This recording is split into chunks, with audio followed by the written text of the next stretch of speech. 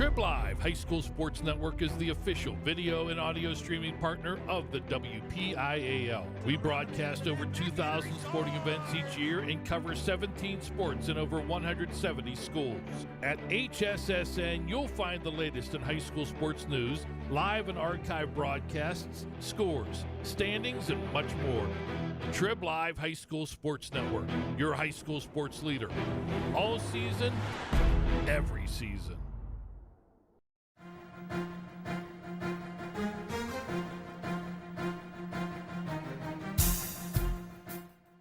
This is the Lawrence County SportsNet, powered by LCAT. Gold heading back to Lawrence County. Your home for the County of Champions. Swing and a miss! A no-hitter in the WPIAL championship game. The Mohawk Warriors have knocked off the four-time defending champion and are champions again.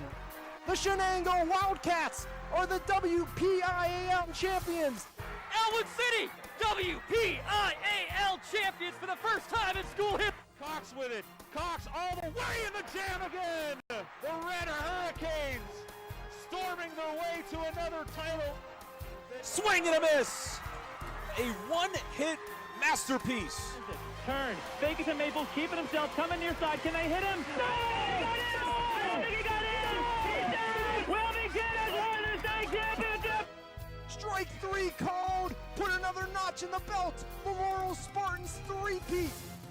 And the Shenango is the 2021 2A Girls Champion. Your voice for Lawrence County sports. The gold ball headed home to Newcastle. This is the Lawrence County SportsNet.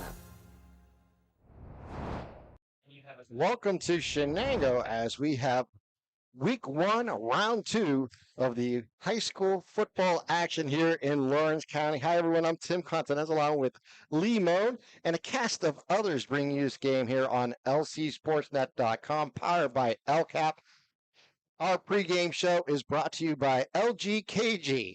Your insurance company is not always on your side, but the law offices of Luxembourg, Garbutt, Kelly, and George are. Visit them online at lgkg.com for a free consultation. Luxembourg, Garbutt, Kelly, and George, keeping promises for over 80 years. Lee, welcome to round two, week one. Round two. I haven't heard it put that way yet, but I like it. So round two, week one. Yeah, we're now settling into the WPIL season. So far, so good. Things around the state of Pennsylvania will change a little drastically on Tuesday, unfortunately, with the COVID stuff going on. But we will continue, not affecting the sports season, which is a good thing. It's been a fun week and a half. This is the finale of the WPIL action here, week one, as you say, round two, or week one of WPIL, Lawrence Shenango. Bringing the two county rivals together. And since you and I have been in here, this is the second season for the Shenango turf. So it's nice to see. It used to be the pure grass field, but they put the turf in last year here at Shenango, and it's a beautiful facility here at Shenango and getting fed from the press box, which is always a good thing, but looking forward to some good football here tonight. Yeah, Laurel Spartans coming in 1-0 on the season. They defeated the Northeast Grape Pickers last week, 56-6 in a non-league outing. The win, Laurel Spartans travels down here to Shenango to take on the Wildcats, who we got to see last week. They fell 42-8 to Neshannock in their opening game last weekend on Saturday night. Lee, we've seen a Shenango team that showed some promises throughout that game. The score does not necessarily show the entire outcome of that ball game. They were up 8-0 at one point. Yeah, I think they just ran out of gas because it was very, very hot that night, and Shenango was down to 22 players I think they had that night.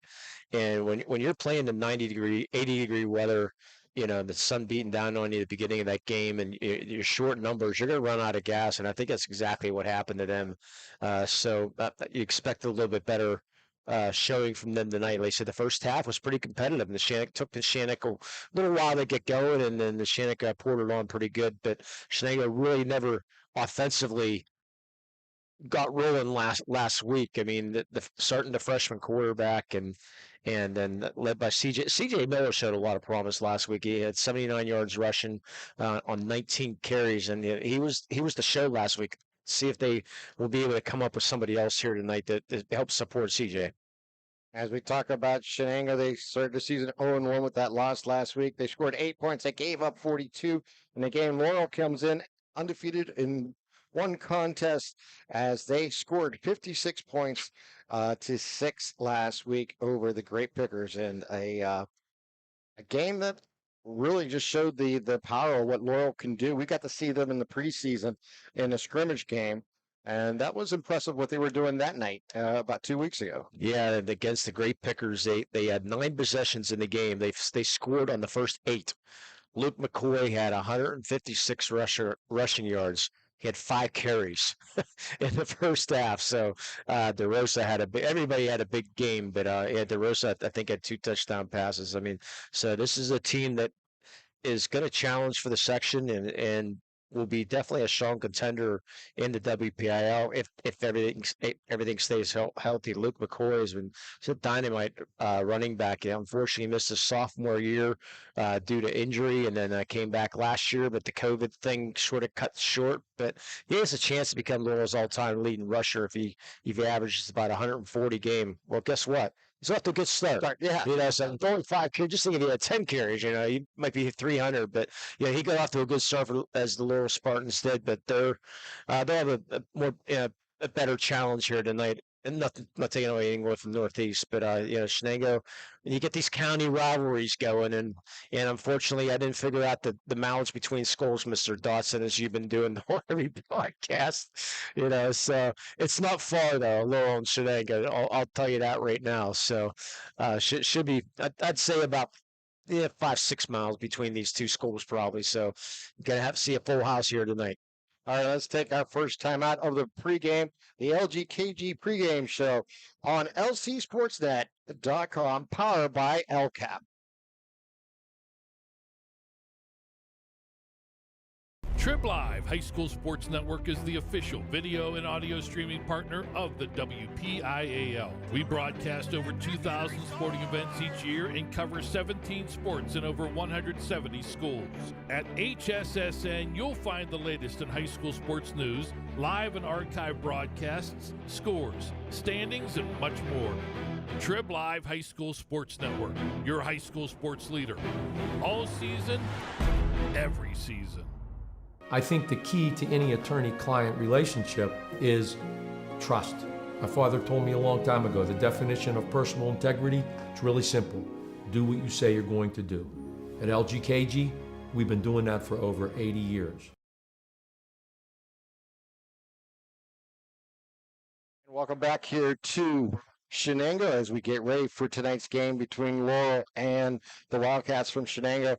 And today's pregame is brought to you in part by LGKG. Your insurance company is not always on your side, but the law offices of Luxembourg, Garbick, Kelly, and George are. Visit them online at lgkg.com for a free consultation. Luxembourg, Garbick, Kelly, and George, keeping promises for over 80 years. That's a long time. Yes, yes. It's getting the job done. There's no question about it. Without a doubt. All right. Lost my train of thought there, but that's quite okay. Let's talk about just these two teams. Obviously, both the running game is important to them. We've seen last week with Shenango how important that is for them in the first quarter to get that going.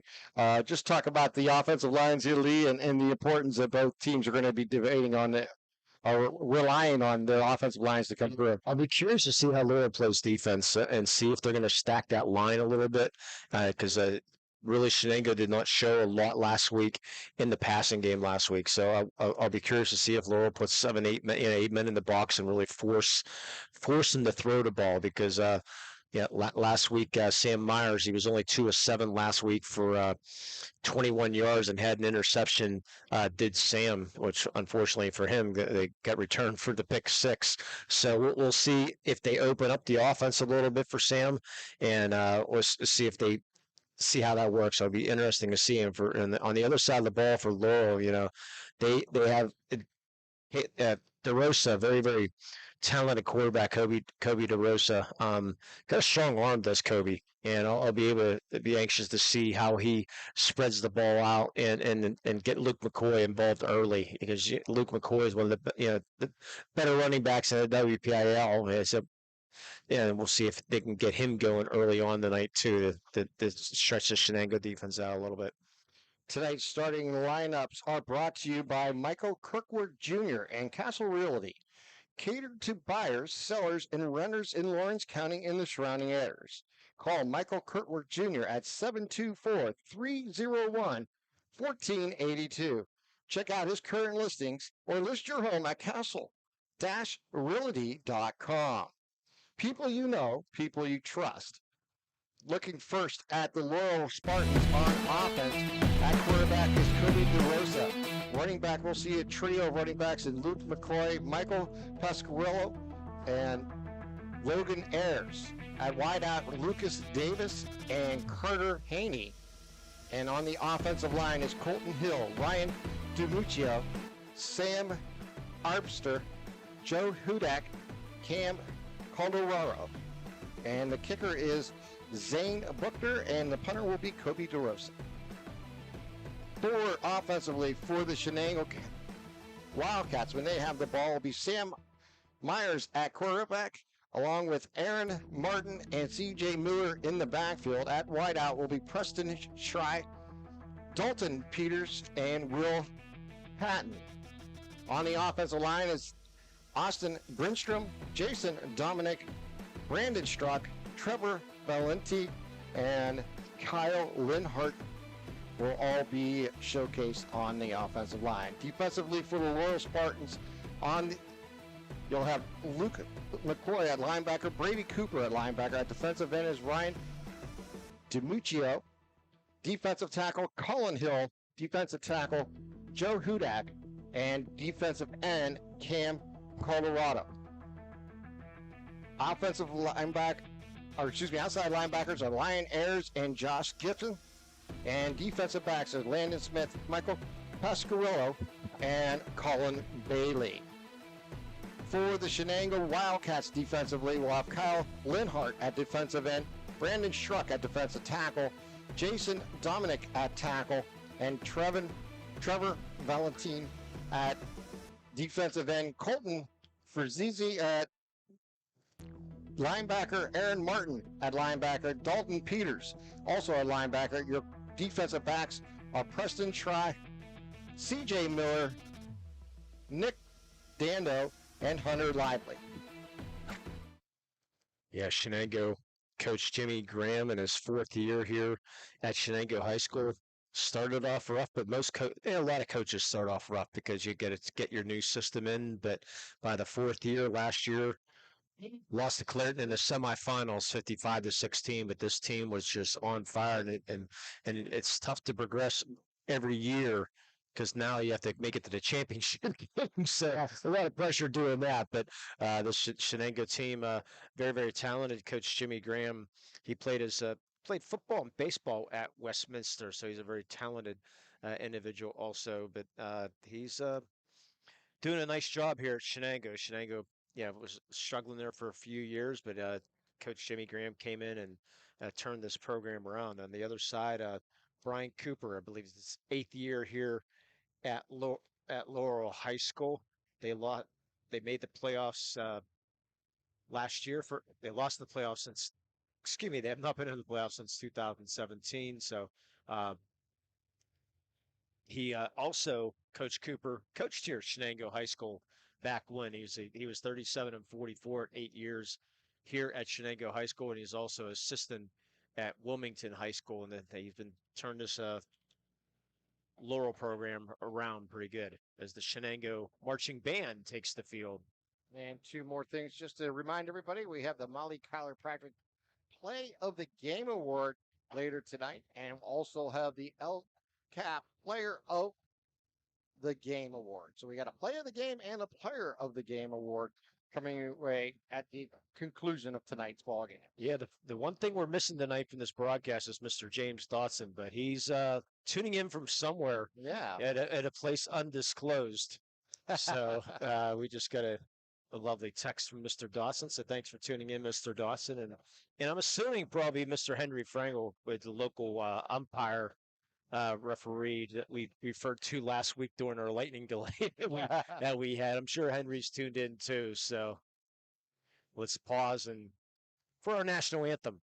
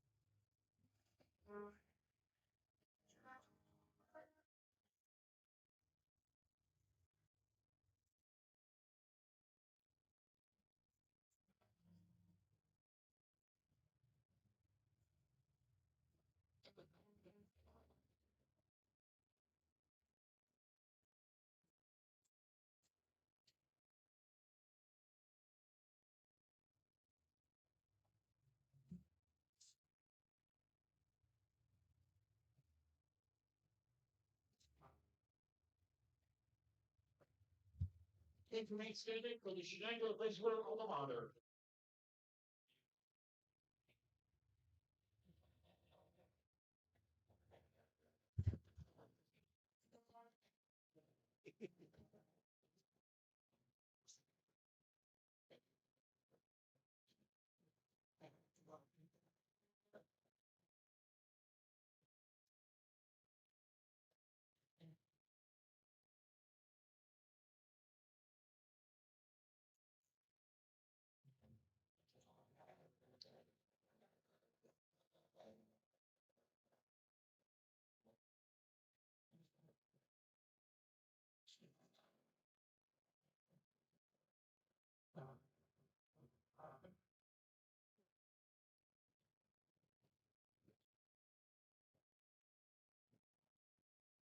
Yeah, we'll be hearing from them a little later on tonight. And again, I've mentioned it just about every week. The lovely part of this Lawrence County Sports.net that we get to hear both bands, and we'll put both bands in spotlight. Yes. We will sit back, take a break, and watch the bands, which I love the Lawrence County Sportsnet for doing that. It's a great opportunity to showcase the different talents of the schools and September the work that the bands put in each and every day. Yeah, and perform on a Friday did night. you know we talked about last night? You weren't on the air, but Mr. Dawson was a drum major. I did not know that. Mr. Drum and I said, "Did you do a backflip?" No, but he said he did the back bend. So, and he challenged all the drum majors in the Lawrence County Band Show that we're going to be doing September 22nd. If anybody does a back bend, he is handing out a Lawrence County Sportsnet t-shirt. Well, there you go. So, and I said, "Will you do it?" He said, "Somebody does it for the band, he will do it." Oh, we got to get that happening. So that's why I'm throwing it out there. We are challenging all the drum majors that lead their bands. If they can do a back bend, you got 2 weeks to been doing it. Exactly. Figure it out. Let's get it done. And I love the sign. We have all been waiting. How about that sign? We have all been waiting. It's great to be back. I'm sure the Wildcats are thrilled to be back here playing in front of their fans and the opportunity of high school football in 2021. Yeah, there's tradition a lot that Shenango used to do all their games on Saturday night. So I don't know if they're continuing to do that. I've not looked at their schedule the whole way, but they've been known to be the only broadcast. And one of my ex-bosses, they used to work at the United States Post Office. She said she heard the Shenango band from her house, so she must live real close around here. Yeah, so. Well, next time maybe we'll just broadcast from the top of a roof. George Guido, many years ago, he works for the Valley News Dispatch, part of the Triple Live High School Sports Network and all that. He used to broadcast from a lady's house. So they used to have to plug in a telephone line. They used to use her telephone, by the way. The broadcast. And they put her because they couldn't get so they used, or excuse me, the telephone line, the power cord. There's no power, so they ran the power into her house, and so they used to broadcast. That's how they got power. Yeah. So back in the early '70s, and I know Don Rebel posted he broadcast the game out of a school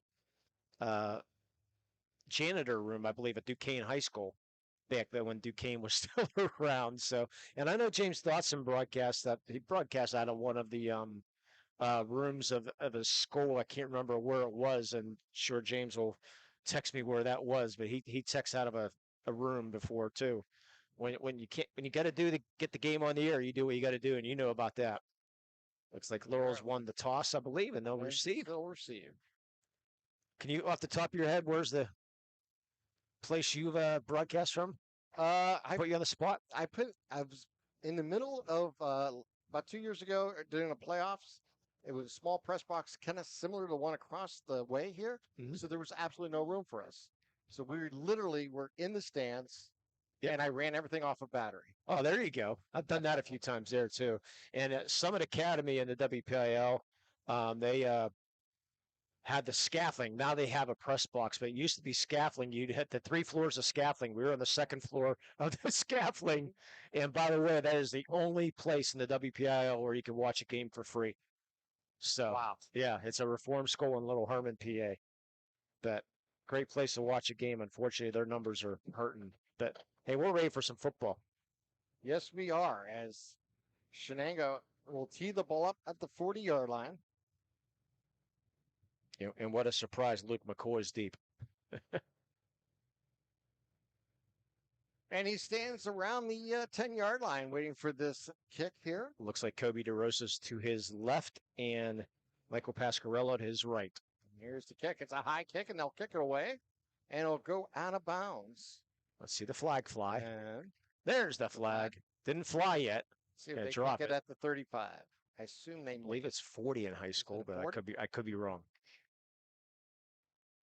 I would assume that's where they're going to do it because we're not playing Aliquippa. If Aliquippa had it, then they'll say re-kick. We want a chance to return.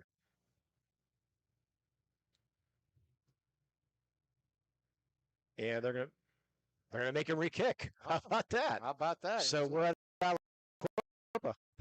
Yeah. So they'll move it back 5 yards, and they'll kick off from the 35. Yeah, nice facility here at Frank Bonjavingo Field, Glen Popchop Stadium. Love it.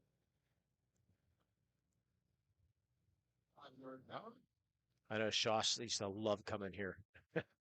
It's a great view. Yeah. It really, truly is. We're right at the 50-yard line. We couldn't ask for a better view.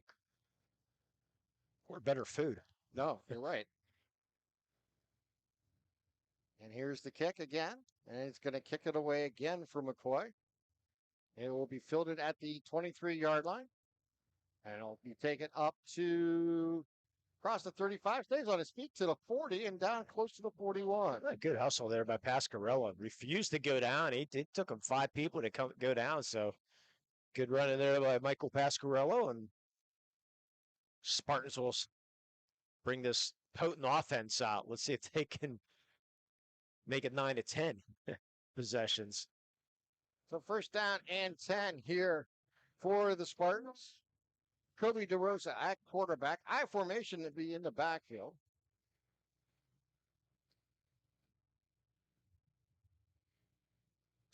Now he'll get in the shotgun. He'll have 2 receivers to his left, 1 to his right. They're going to miss the handoff, and DeRosa will keep and go left on the broken play and get back to the line of scrimmage, and that's about it for no gain. Not a good way to start. You missed the handoff. Luke McCoy went right, and he should have went left. So DeRosa's like, better tuck and run. He had 108 yards rushing last week and a couple TDs, but unfortunately just could not do much, so no gain on the play for Mr. DeRosa. And I forgot I need to keep stats.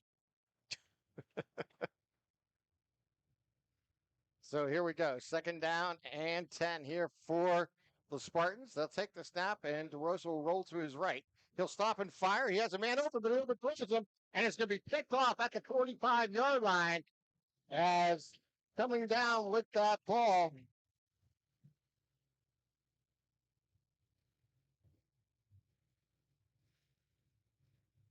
And number 2, C.J. Miller, wasn't it? C.J. Miller, yes. C.J. Miller, yeah. Easy pick right there, as you said. Just not a good throw by DeRosa. So Shenango in business right off the bat. Easy pick there for CJ. So Shenango takes over. Sam Myers at quarterback. I formation in the backfield. Takes the snap, and they'll hand it off, and it'll get stopped as Miller runs it right into the line of the scrimmage. So it'll be 2nd down and 10 coming up here for Shenango. Boy, hit hard and right at the line of scrimmage by Colton Hill. Colton Hill listed at 6'3", 270, and he put all 270 into Mr. Miller. It'll be interesting to see how our quarterback does in Sam Myers, the sophomore. Got his first start last week. The 6'1", 160-pound sophomore will come to the line of scrimmage. He'll send one receiver out to the right. I formation in the backfield. Looks over the defense. Takes the snap. He'll hand it off again to his deep back, and he'll be stopped right at the line of scrimmage again for no gain. C.J. Miller, the runner. We'll bring up 3rd down and 10 coming up here for the Wildcats. Yeah, I believe I want to say Aaron Martin got in the backfield, but did not come up with that number.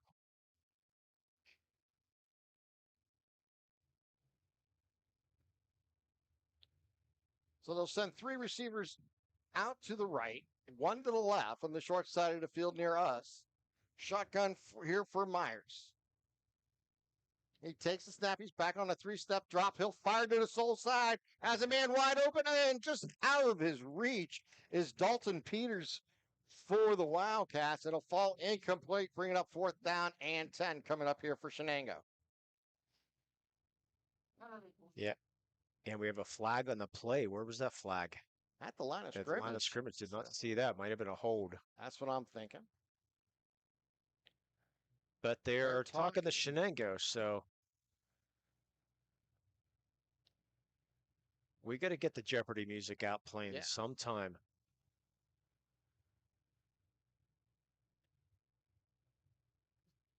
Referee made some type of mistake. Yeah. Wow. Against the defense. On Laurel. Wow, that's an unusual call. Exactly. And at the line of scrimmage, so apparently one of those. It'll be 1st down then after the penalty. Yep. One of those linemen must have went for the knees or went below the knees on that block. So should be a 15-yarder. It sure is. Yeah. So let's negate that pass because of the penalty. And we'll give the Wildcat a 1st down at the 39-yard line. It's a big break there for the Wildcats. They'll keep the drive alive. Be 1st down and 10, as Lee mentioned. They'll send 1 receiver out to the left. I formation in the backfield with a wing to the right. Myers underneath center. They'll bring the wing in motion. They'll hand it off to Miller, and Miller will be stopped again, solid in the backfield. Maybe a loss of 1 on the play, possibly 2, back to the 41-yard line. And bring up a 2nd down and 12 coming up here. Joe Hudak that time in company, along with Josh Gibson. So offensive line losing the battle 3 times in a row to this Laurel defensive line. And again, as I said earlier in the pregame, I've got to see if they are stacking 8 men in the box or how they're doing this here, because now Shenango's going to spread it a little bit and see if they can come up with some room here. 4 receiver, empty backfield look here. Quick throw out, and he throws behind his receiver. Dalton Peters will fall incomplete here on 2nd down and 13, bringing it up 3rd down here for Shenango. Not on the same page there. Receiver was running a straight pattern down the field, and he was supposed to run a little button hook, and that didn't happen. 9:20 remaining here in the 1st quarter. 3rd down and 13 from the 42-yard line of the Spartans here for the Wildcats. They'll send 4 receivers in pattern, 3 to the right, 1 to the left. Single in the backfield to the right of Myers, the quarterback. He'll take the snap. He'll roll to his right. He's looking downfield. He'll stop and throw as he's hit, and the ball's going to be overthrown. His intended receiver, C.J. Miller, downfield around the 25-yard line. Yeah, he needed an extra second, but Ryan Demetrio actually just leveled him. So he had to get rid of it just a second too soon, and that forced a bad throw. So Laurel defense doing their job. Laurel comes up big after that 15-yard penalty that extended this drive. And C.J. Miller will go in punt formation to kick this ball away here for the Wildcats. Pasquarello will be deep.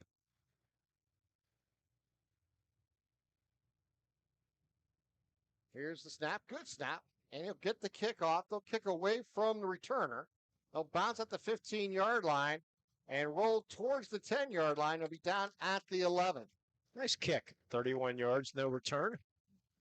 Anytime you get it inside the 20, it's a good kick for high school, basically inside the 30. Yeah, and that's fantastic. But yeah, that's a nice high kick. Oh, I love the end-over-end kicks. Those are tough to field. It does make it more of a challenge. There's no question about that. All right, the Spartans will come on offense here. Kobe DeRosa at quarterback. Luke McCoy, one of the featured running backs, along with Pasquarello and Ayers. They'll show 3 receivers in pattern, 2 to the right, 1 to the left. Kobe will move to his left on a keeper, and he'll get out to about the 15-yard line. So DeRosa will pick up about 4 on the play. No fake there. Just take it and run. Go around that left side. It did give him 4. Okay. I need to trust you. Scoreboard says 5, but no, it's 4. Not trusting the scoreboard. Never trust the scoreboard. Nothing against Shenango. That just comes from umpiring. Handoff goes to the right as they turn the corner with McCoy. McCoy moves it inside to the 30. Nice move again to the 40. And now down at the 44-yard line. He'll be marked down at his knees at the 43, but a big run there by Luke McCoy, making a couple nice, nifty moves in the field to avoid some tacklers. Yeah, how about that for your first run, Mr. McCoy? Great job. 3 receivers in set. Should have been a second run, but they missed it because they hand off the first bat. Yeah. So he's still averaging about 30 yards a carry. Got 29 that time. DeRosa takes the shotgun and drops the ball, picks it up, and he'll be swallowed up for a loss back to the 41-yard line. A low snap there, and Kobe DeRosa just had trouble handling it. Went to grab it, couldn't pick it up, then just fell on it. Fortunate to get it back because he should have just fell on it instead of trying to pick it up. Fortunate to get the ball back. 4 receivers set this time, and DeRosa will be in the pistol with 2 receivers left and right. McCoy will dot the I behind the quarterback. Now he'll move to his left. Pasquarello goes in motion, and he'll get the handoff. He goes left side. He turns the corner at the 50 and picks up the first down all the way down close to the 46-yard line. Yeah, Pasquarello looked like he might have fumbled that ball a little bit too. He's had a hard problem hanging on to it, but was able to do that, get the first down, and Laurel back in business here. Again, 4 receivers set, 3 to the right, 1 to the left. The short side of the field is Lucas Davis. In the pistol is DeRosa. Takes the snap, and DeRosa will keep as he'll go up the gut, and he'll pick up about 3 on the play. As he'll get it down close to the 44-yard line. So right now, not too much of Luke McCoy. Sort of use him as a McCoy decoy right now. 6:30 on a moving clock here in the first quarter here in Shenango. Again, nice crowd on hand. Laurel has her place absolutely full on their side. DeRosa in the pistol. McCoy behind him. Hand off to McCoy. Goes right side, and he'll move the pile forward close to the 41-yard line.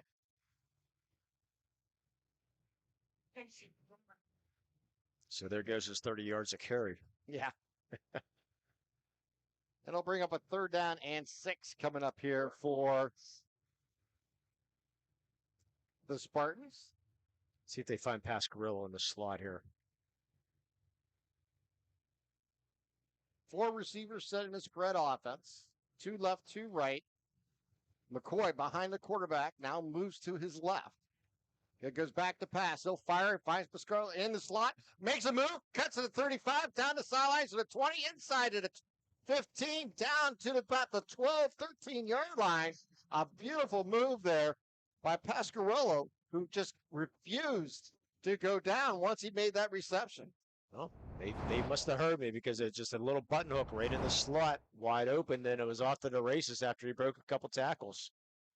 And let me know if I'm getting in your way when I lean out the window, okay? I'll just put you out of the way, right? Yeah, that's what. Just let me know. Because you're going to be able to see, not me. Since I get the brick wall to my right here. You can't see through that? Shocking. All right.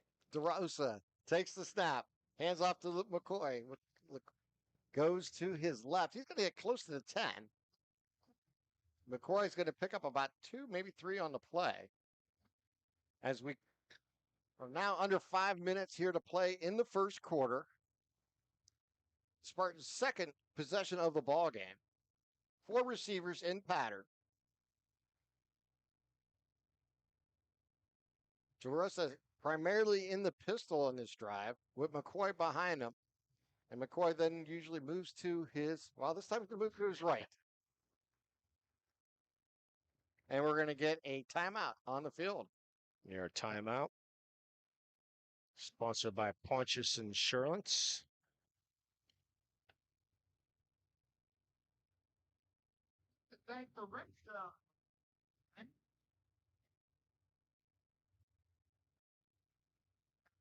Yes, we're looking for our read. Unfortunately, I had it. Now I can't find it, so we'll get Pontius Insurance here in a second. The Pontius Insurance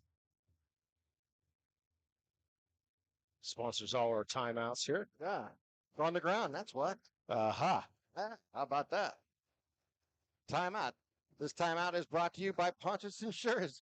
Just like the teams go inside the sidelines to listen to their coach to discuss their needs, that's what you get with Pontius Insurance. They will put their attention to your own, and they'll devote your attention to the ones you love. Visit them at PontiusInsurance.com. Pontius Insurance, love the life you live, worry-free.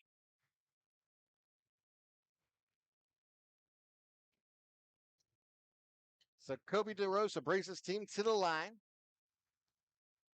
Takes the snap, hands off to McCoy, goes right side, has the corner, gets down inside the 5 and dives forward inside the 5, down close to the 4. C.J. Miller, Nick Daniel. Thought McCoy might get into the end zone, but did not. So, can be very close to a first down. Yeah, say just short. Yeah, just outside the 4. Looks like he got to get across the 4 for that first. Nope, they're going to give it to him.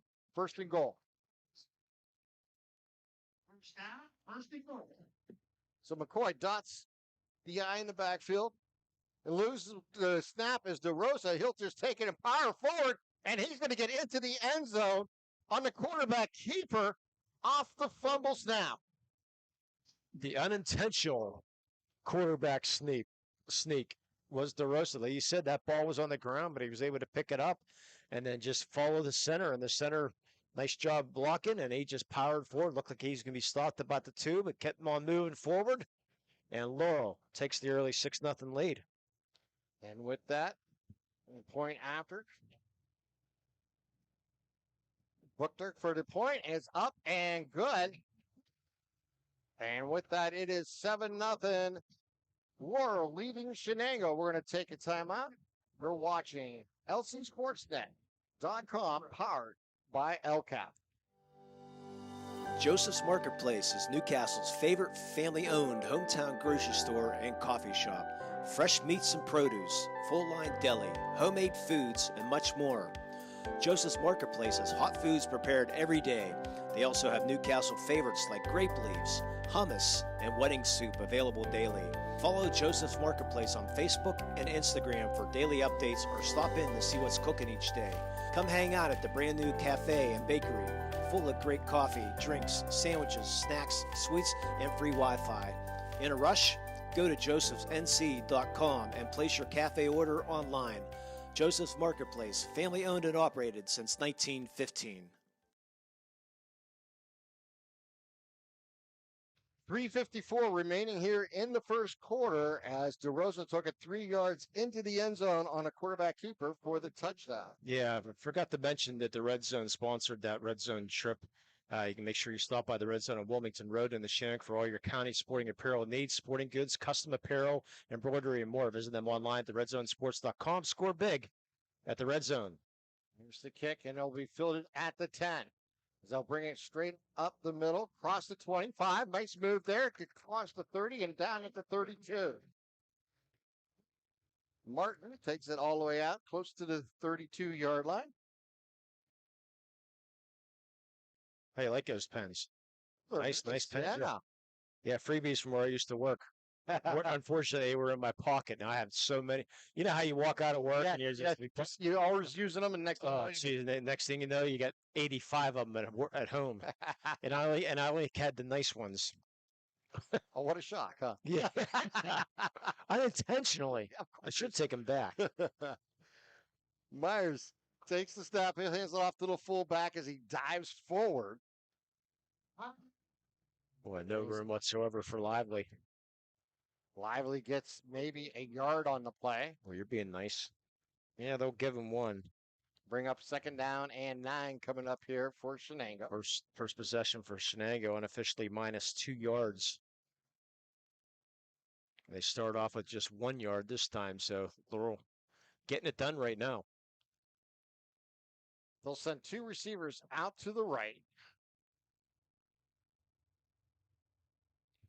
Myers underneath center.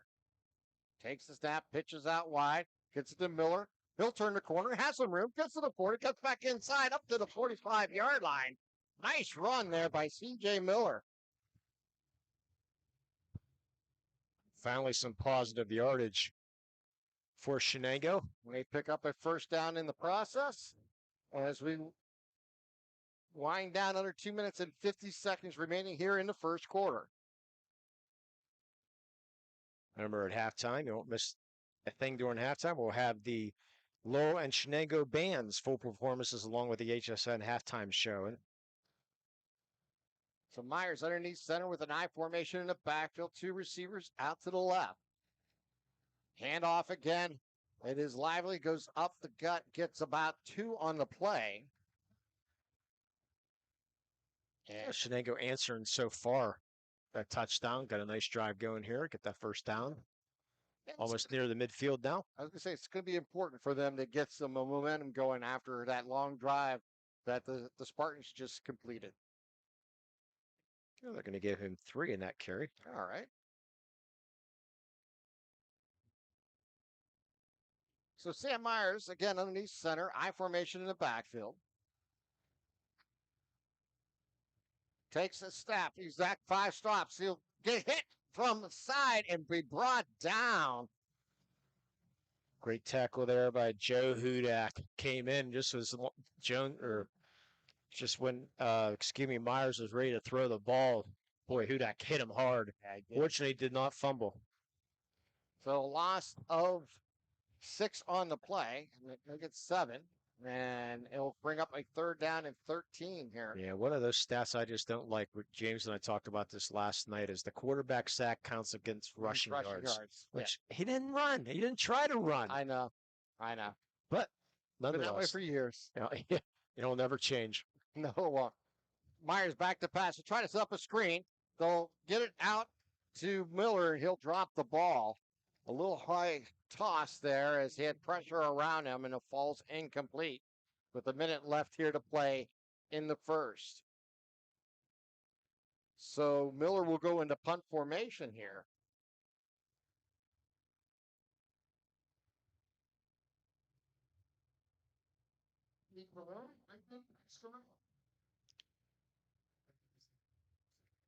Pasquarello is back deep to receive this kick from C.J. Miller. Gets it off. Nice high driving kick. And it's going to bounce back to the 20-yarder. Pasquarello picks it up. He cuts it outside to the 30, to the 35, and is hit out of bounds close to the 39-yard line. Was like, what are those? Don't catch it. Don't get. Good job. Yeah. Because he hesitated. It looked like he was not going to touch that ball, and then took the high bounce. And took the high bounce on this turf. Took the chance, and turned out to be a good decision. And nice return of about 18 yards by Pasquarello. So Laurel in business from the 40-yard line. 50 seconds remaining here in the first quarter, and Laurel takes over at their own 40.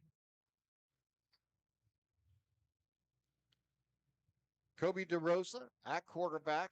He will be in the pistol with two receivers to his left, one to his right. He'll hand it off, and it'll go straight up the gut with McCoy. Oh, take that back. That was a quarterback keeper with DeRosa keeping it. And he'll pick up about 8 on the play. Cheerleaders will announce everybody first and second quarter. We're down under 25 seconds here to play. See if they choose to try to get this one off. I'm not sure exactly how much time is left on the play clock. We're down to 9 seconds. Here's the handoff. Goes to McCoy. McCoy's going to be gobbled up right at the 50-yard line, but that'll be enough for a first down. And that's how the first quarter will come to an end on that run there by Luke McCoy. And we've played one here in Shenango. It's Laurel 7, Shenango 0. You're watching LC SportsNet, powered by LCAP. For 20 years, Melee Chiropractic has treated athletes of all ages to help them get safely back to the top of their game. Melee Chiropractic has 3 full-time doctors in their office, and all 3 are former area athletes who have had to battle injuries throughout their careers. They want to help you get safely back on your feet. But more importantly, help stop the injuries before they happen. Prehab before you rehab. Attention all high school student athletes. During your sports season, a $25 visit to the Melee Chiropractic office includes an adjustment and/or all therapies necessary. From the athletes of tomorrow to the weekend warriors and everything in between, let Melee Chiropractic keep you in the game.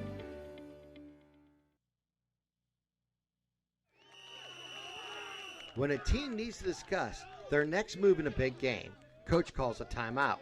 When you need to discuss your next move after your latest life endeavor, let Ponce's Insurance be your coach. At Ponce's Insurance, how we serve you is as important as the insurance we provide. Protecting those you love, the business you built, and the things you've earned. That's our job. At Ponce's Insurance online at poncesinsurance.com.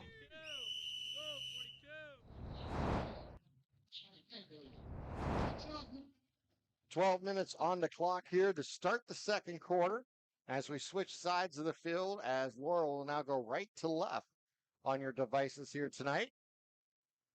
Takes the snap. DeRosa will roll out to his left, cuts inside, flag flies, gets to the 45, and down close to the 40. But that is in the process of possible holding situation here. Yeah, it's coming back. Get DeRosa 3 yards in the carry because the flag came at the 46. Remember our first half, grab a seat in the bar in the dining room, the loft, or outside on the patio. There's plenty of room at the Crane Room. Stop by before or after the game or visit them online at www.craneroom.com. We don't have an out-of-town scoreboard tonight because we are the game. We are the out-of-town tonight. We have the in-town, out-of-town score. I believe the scores from the previous games are scrolling across the bottom of your screen. But thanks to the Crane Room for great sponsorship. That was there last week on Friday. Good stuff. Or Saturday we were there, sorry. We'll replay first down here. I'm trying all these sponsors out. I forget where I'm going. Here's the snap. DeRosa will roll to his right. He'll stop and now go back Looking downfield, fires, has a man open, overshoots, and intercepted there by Miller. Miller brings the ball upfield, across the 50, close to the 40-yard line. Nice play there by C.J. Miller, reading the quarterback, and we're making a play on the ball. Again, DeRosa, just the overthrow. Again, was pressured a little bit. He had to roll out right. I thought he had a man, but overthrew that man, and Miller, another easy pick that I think you could have caught there, Mr. Continenza. The second one, the easy pick for C.J. Miller. That or I would have dropped it, guaranteed. Yeah, at the end of this game, we're going to have a player of the game, too. Sponsored by Melee Chiropractic. So C.J. Miller in the early running for that with 2 interceptions. Here's the snap, and they'll hand it off to Miller. That is Lively, running the ball, and he'll get back to the line of scrimmage for no gain. And he'll bring up second down and 10. Shenango starting this drive with their best field position of the ball game. Yeah, my unofficial stats right now, they have had 2 plays of positive yardage out of, let's see, 4, 5, 6, 7, 8, 11 plays. 4 positive. Yeah, that defensive line here for that or 2 positive, excuse me. Yeah, doing the job. Here for Laurel. 2 receivers set, 1 left, 1 right. Sam Myers underneath center. Takes a snap on a 3-step drop. He'll fire left side, down the sideline, jump ball, and almost picked off.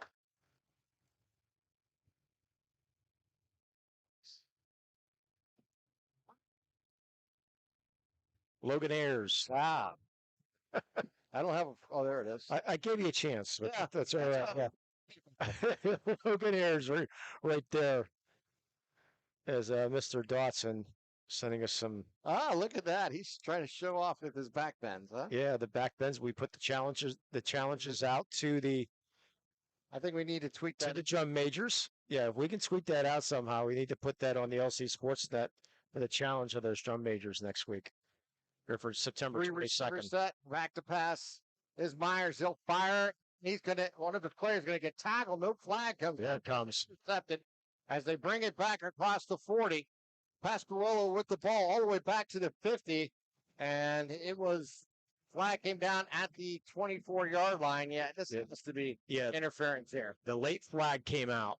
The very, very late flag. I think the referee heard all the fans like, what are you doing? Find it. Where is it? Yeah. With our reads. Or he was stuffing it with popcorn again. I don't know which. We're going to discuss it, too. How about that? Why? I don't know what they're discussing. That's for sure. Right now, Sam Myers has not completed the pass. C.J. Miller only with, let's see, 12 yards rushing so far. Scoring recap brought to you by Joseph Marketplace, Newcastle's favorite family-owned hometown grocery store and coffee shop. Check out the brand new cafe and bakery section or place to go. Order online at josephsnc.com. Joseph's Marketplace.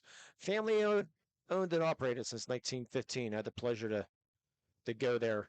An illegal man down field on Shenango. And the pass interference. Okay. So we're going to have offsetting penalties, and we'll replay the down. And I'm going to make an assumption right now that the man downfield, I hate saying the name, but Jason Dominic, because he came over with his hands the coach, and the coach, thank God the back was turned, because I don't think there was the words might have been too good at Jason Dominic, so went downfield a little bit too early, so we'll do things over. 10:23 remaining here in the second quarter. 4 receivers set here for Shenango. I guess the good thing is it's non-section, so you're still learning. And now we're going to have a timeout.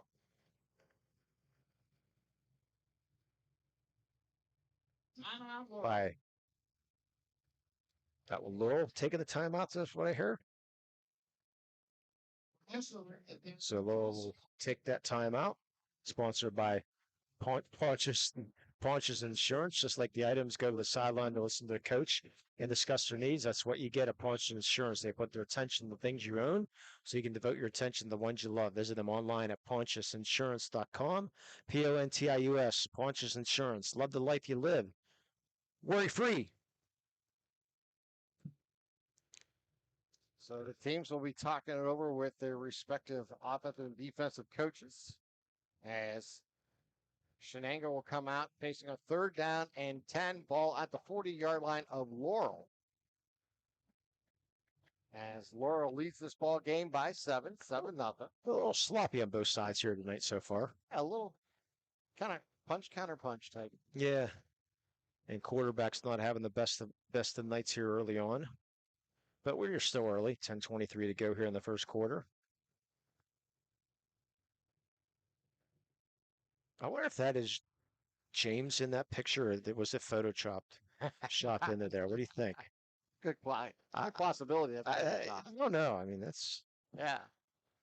Back to passes. Myers looking short side of the field, fires deep, and it is going to be intercepted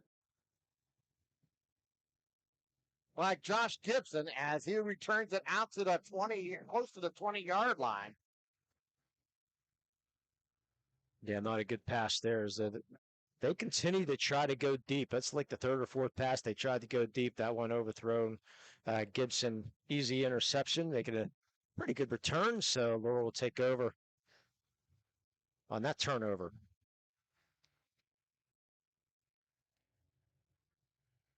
So 4 receivers set here for Laurel from the 18. They'll send 3 receivers to the right, 1 to the left as they move right to left on your devices here tonight. Glad to have you aboard on lcsportsnet.com, powered by LCAP. As the handoff goes to McCoy, as he just powers his way forward across the 25 and drags tacklers up to the 28-yard line. Be real close to the first down is McCoy. How about 9.5? Yeah. Good run there by Luke McCoy. Got hit early, and boy, he just kept on churning. 2 receivers out to the right, 1 to the left. Kobe DeRosa at quarterback will be in the pistol, and we have a whistle.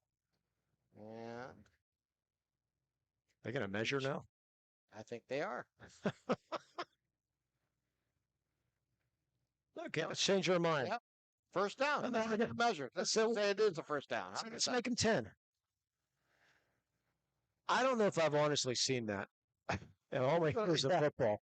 Yeah. You go to the line of scrimmage, like, let's give it to him. I think let's give it to him. Nonetheless, they get the first down. Boy, with the handoff, goes straight up the gut, and he'll be stopped at the line of scrimmage for no gain. No first down that time. A little shy of the sticks. It's one way to move the sticks, as they say, right? Wait for you to get to the line of scrimmage and have the officials say, hey, that's a first down. Yeah, I hope people got over to Joseph's Marketplace for the barbecue today. They had ribs and chicken going on over there. Fantastic. Unfortunately, I was unable to get over there. I was able to stop over for some cookies and cannolis and everything else. Fish goes wide to McCoy as he takes it towards the sidelines. If he stopped in the backfield, he'll lose a few on the play. Yeah, good pursuit there by Dalton Peters. McCoy tried to get that corner. No chance for him to turn as Peters did a real nice job of that 2-yard loss.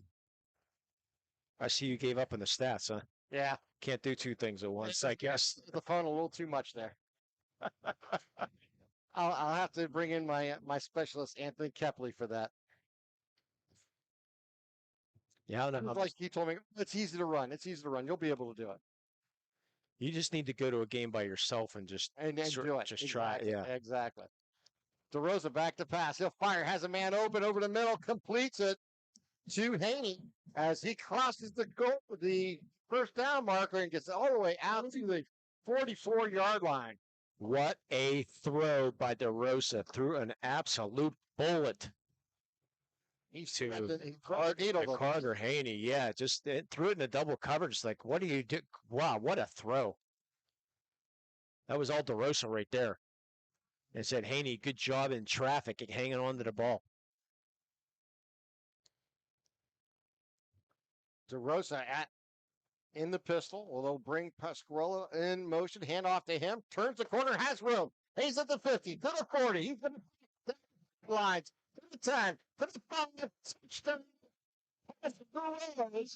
Will get in the end zone. And Laurel will extend their lead to 13-0 here with 7:32 remaining here in the second quarter. I don't think that firework was meant for the touchdown by Laurel, unfortunately. Sort of surprised me, but what a play there by Pasquarello. Went right down the sideline, and once he got to the outside, there was going to be no stopping him. Great run there by number 15, Michael Pasquarello. Zane Buchter in for the point after. They tee it up at the 10, 20-yard extra point. Here's the snap and the kick, and up, and it is through. So with 7:32 remaining here in the first half, Laurel extends their lead to 14-0 over Shenango. You're watching LCSportsNet.com, powered by LCAP. Whether you're hosting a big party, it's family dinner night, or you just need a place to go and watch the big game, the Crane Room Grill is the place to be. Need that something special for your upcoming event? Ask about the CR Brewing Company's custom brewing options to give your big day that personalized touch that your guests will never forget. Visit craneroom.com to see their full menu, or call in your takeout order now at 724-656-1553. The Crane Room Grill and CR Brewing Company, a winning combination. When the high school season heats up, make sure you have the best gear to support your school. Head to the Red Zone on Wilmington Road in the Shenango for all your county sporting apparel needs. From sporting goods to custom apparel to embroidery and more, the Red Zone has it all.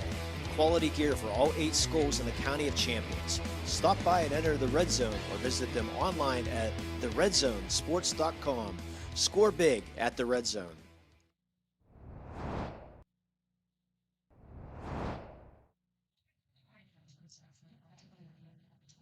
DeRosa tees the ball up at the 40-yard line. As he gets ready to kick this one off here for Laurel. Well, that's another option for the play of the game coming after by Maley Chiropractic, huh? Here's another deep kick, and this one will bounce into the end zone. Barely. So let's bring it out to the 20-yard line.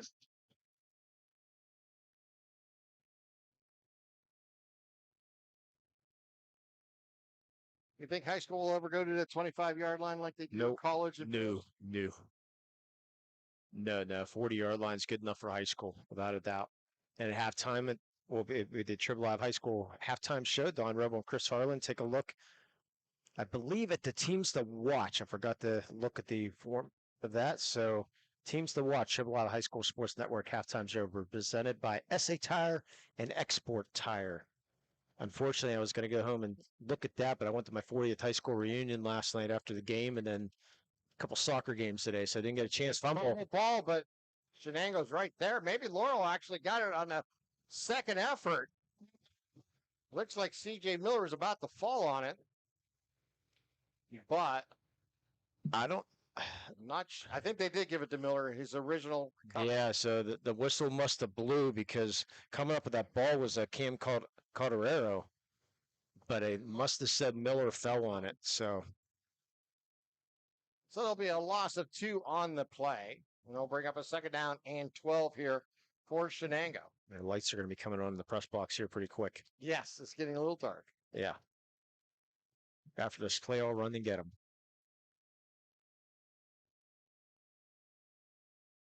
Myers takes the snap. He'll hand it off, and he'll go up the middle here and get those 2 yards back with Miller. And he'll bring up a third down and 10 coming up here for Shenango. It's 6:50 on a moving clock here in the second quarter.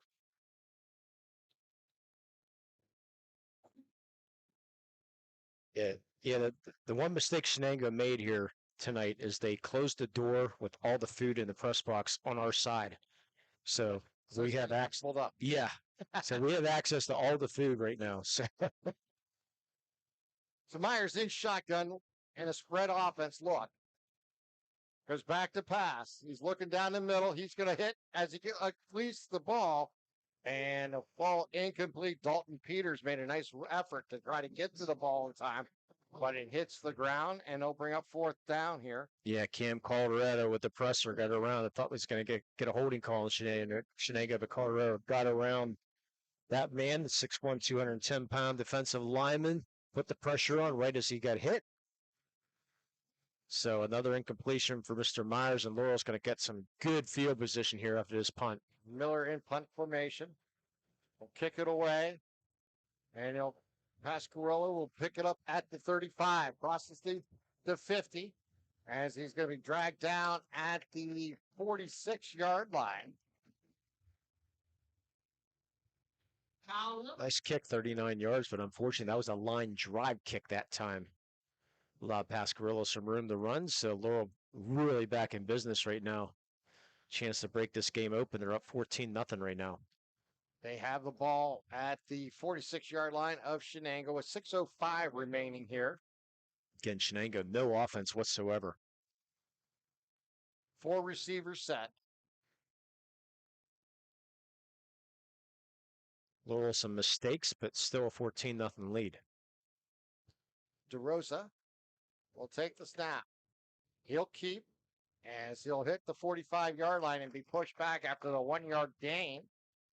And he'll bring up 2nd down and 9 coming up here for the Spartans. Yeah, at halftime, we'll have our scoring recap sponsored by Joseph's Marketplace. And some unofficial stats.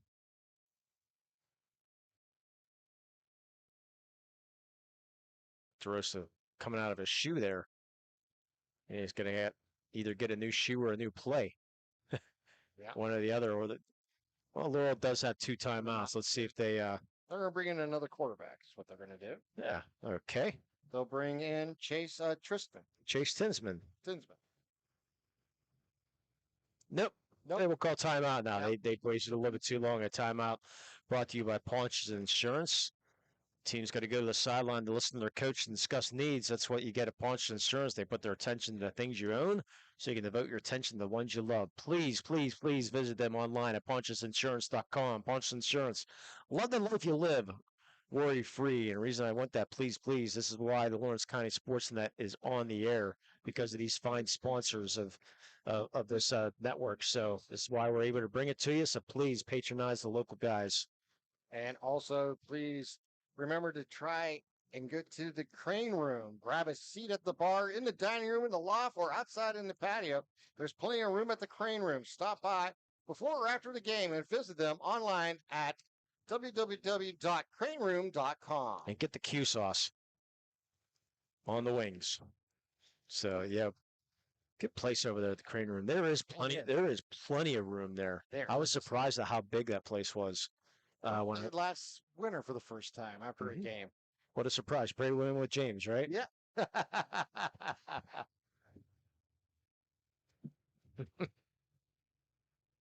5:22 remaining here in the first half. I know Shawsey was a big fan of the Crane Room, too.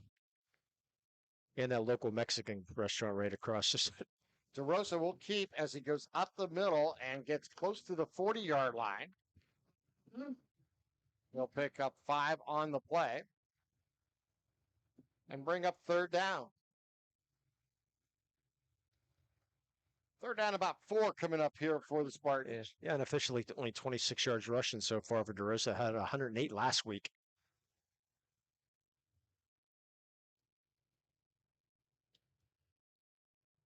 What a gorgeous night, too. It is. It's almost perfect for football.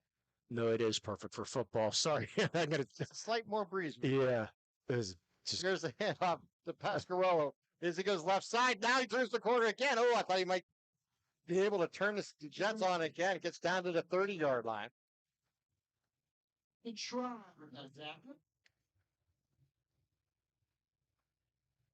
Yeah, I thought he was going to break it too. Pasquarello getting around that side. Got a nice block. Was trying to catch the numbers. One of the Shenango people went flying.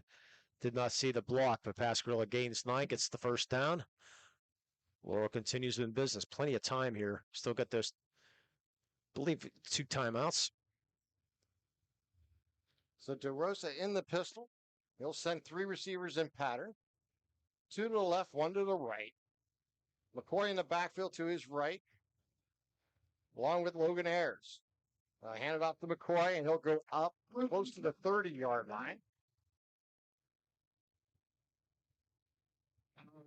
Pick up a yard on the play and bring up 2nd down and 9 coming up here for the Spartans. Yeah, good job by Kyle Lenhart. He was on the bottom of that pile getting, on the ground. He was still strong enough to bring McCoy down as he came running through. And Lenhart had a player on top of him, too, while he was bringing that player down. It's a good strength there by Mr. Lenhart. 3 receivers set, 2 to the right, 1 to the left. They're going to run the speed option and give it to McCoy. McCoy cuts it back, now goes upfield, breaks a tackle in the process, and gets down close to the 19-yard line and picks up the first down here for Laurel. Between DeRosa and McCoy, getting things done as Laurel enters the red zone. Make sure you stop by the red zone on Wilmington Road and the Shenango for all your county sporting apparel needs. We'll talk a little bit about the red zone. No, we can keep going. Sporting goods, custom apparel, embroidery more. Visit them online, redzonesports.com. Can score big at the red zone. Pasquarella in the pistol, takes the snap, gives it to McCoy. McCoy right side, gets down to the 15-yard line. And give him the 14. McCoy start to add up. Those rushes, those yards adding up a little bit. He'll pick up 4 on the play and bring up 2nd down and 6. 2 receivers to the short side of the field on the right, 2 to the left on the long side.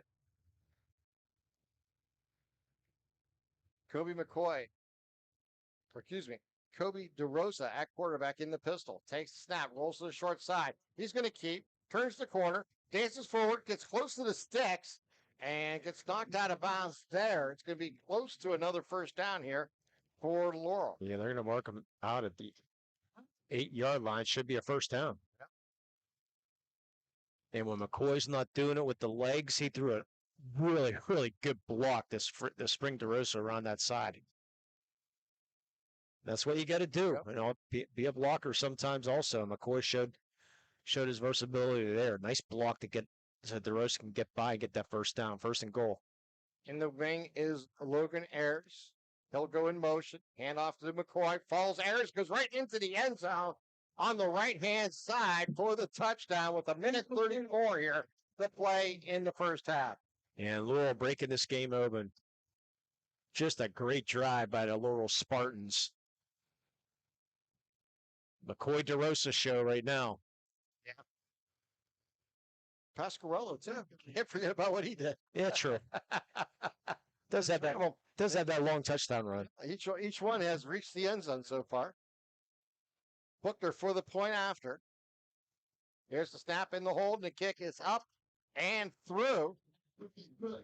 So Laurel extends their lead to a 21-0 over Shenango with 1:34 remaining here in the first half.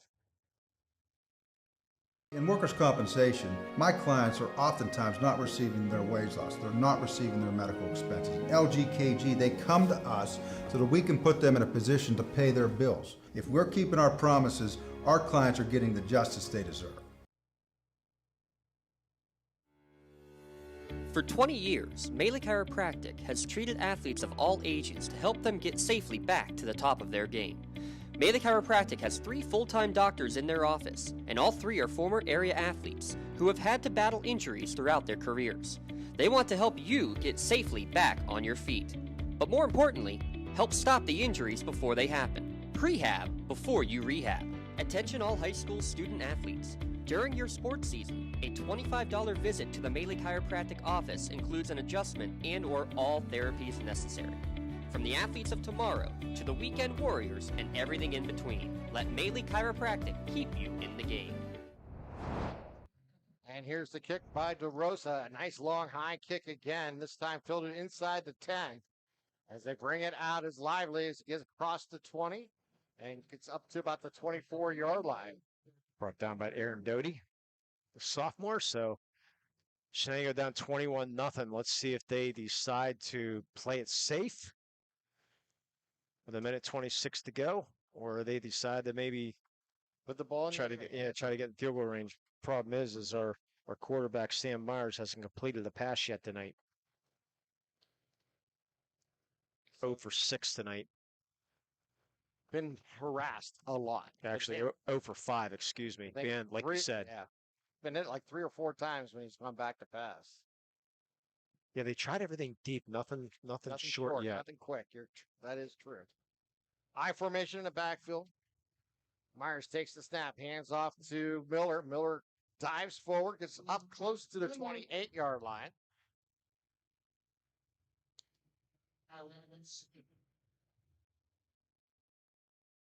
Give them 4 on the play and bring up 2nd down and 6 coming up here for Shenango. Yeah, looking forward to seeing the Shenango band and the Laurel band here at halftime. Their full shows. Get a chance to see them again on September 22nd, and Lawrence County SportsNet will be at that band show, the County Band Festival. High formation in the backfield, down to 40 seconds on the time clock. Hand off again. This time it's Miller. He breaks it.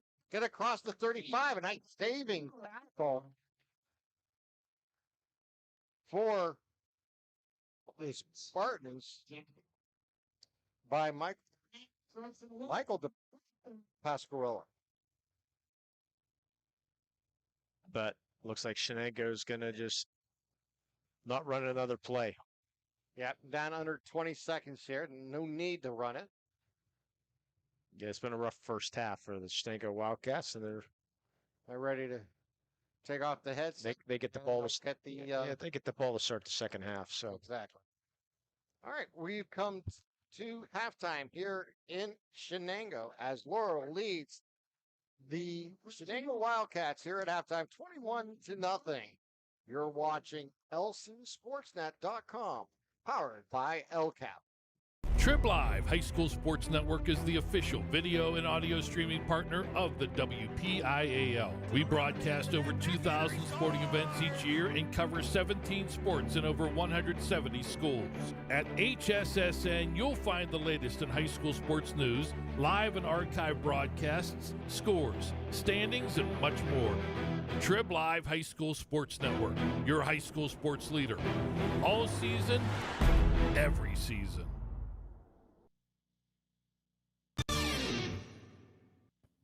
Halftime show on the Trib Live High School Sports Network from the Excella Health Mobile Studios.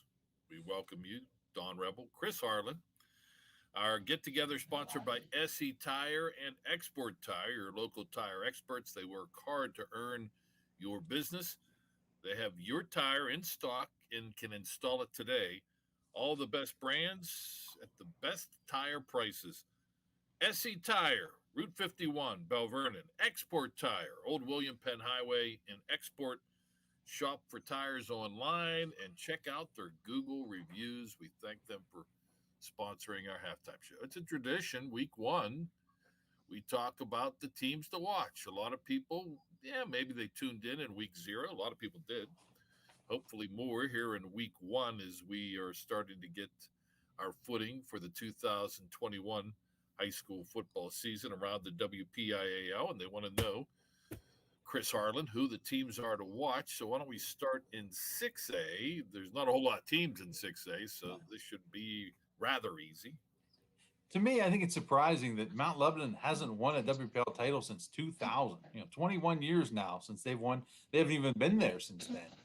I think this year it could be their year. I mean, you're looking at a group here, a really good offensive trio, and Joey Daniels, Alex Texa, Eli Heidenreich, and a coach in Bob Palco who kind of knows how to win some titles. He won 8 of them at West Allegheny.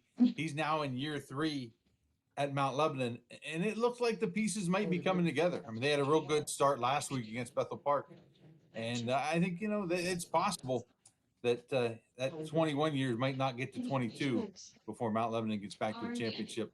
But also in 6A, there's still the regulars: Central Catholic, North Allegheny. Don't count out the Seneca Valley.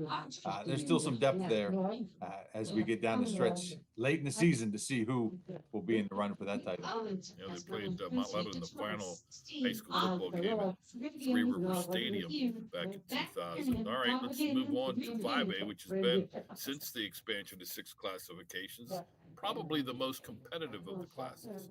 Yeah, and a team here to watch is interesting is Pine Richland. I think people have been watching them all summer, really.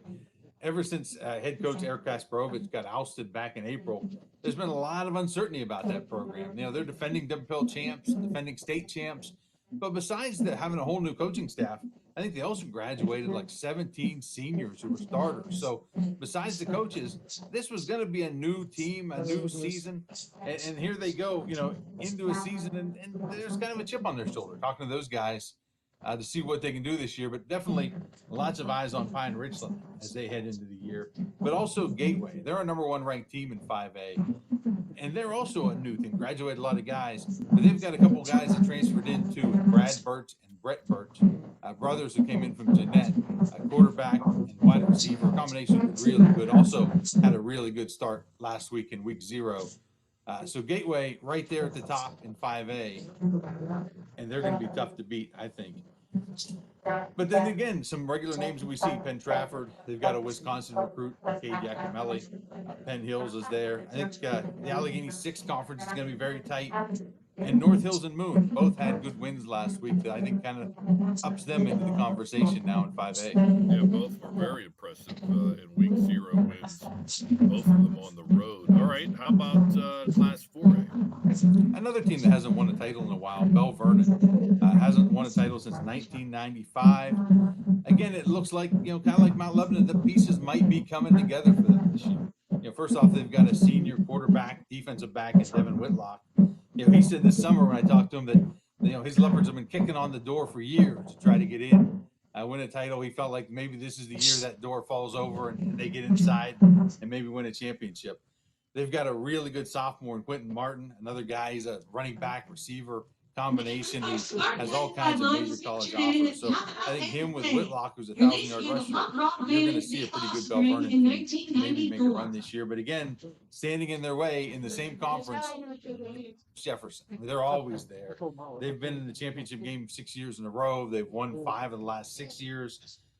With Bill Chilpack, that's it. And Bell Vernon kind of has to show that they can get past that hurdle. But also in 4A, is Aliquippa. They're an interesting story. A single A team having to play up to 4A. Whether that is fair or not, that's the PWA rule under their competitive balance. But at least one more season, little Aliquippa has to play against the 4As, and they're pretty good. Made it to the finals. They can play with anybody. Yep, made it to the title game a year ago. 3A, 2A, 1A. When the halftime show, sponsored by SE Tire and Export Tire, continues on the Trib Live High School Sports Network. Need new tires in a hurry? SE Tire has yours.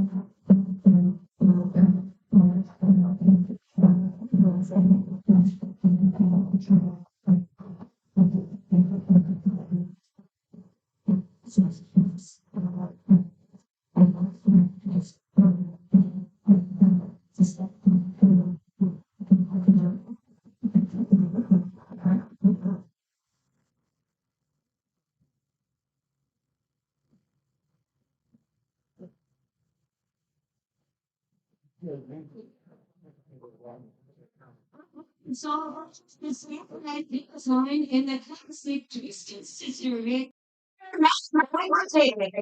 I'll just get on individually. I'll let Papa start.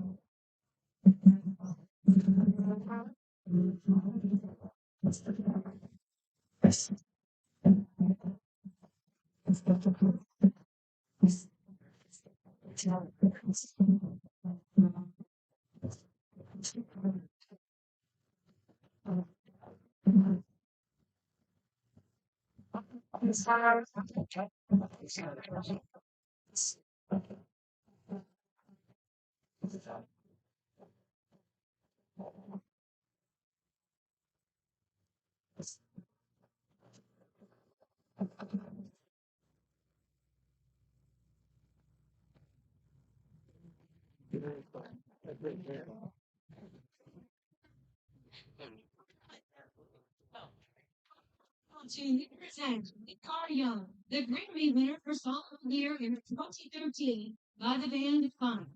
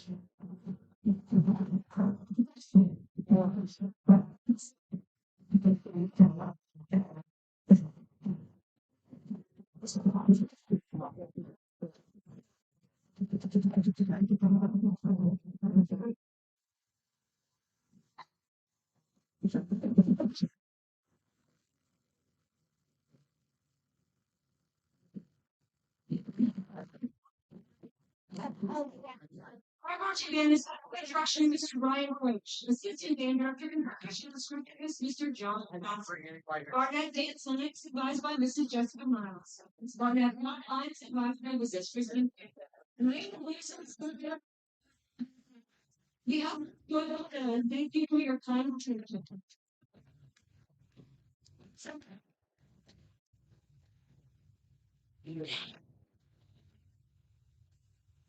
Outside the room.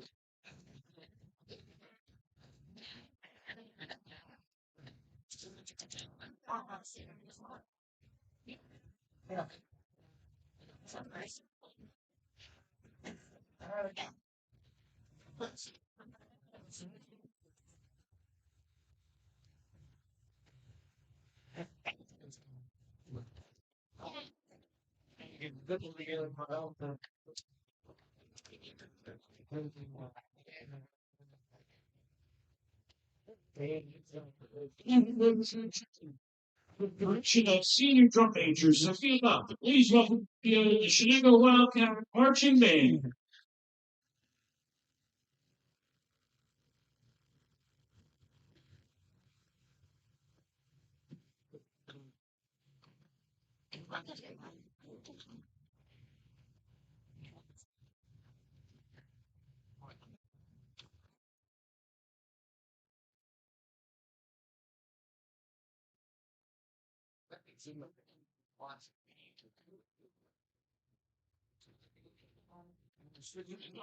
This evening featured the music of three brothers from New York City, Adam, Jack, and Ryan. Cindy Trio H&R. This hit single won a Billboard Music Award this year for Top Rock Song. We hope you enjoy Bang.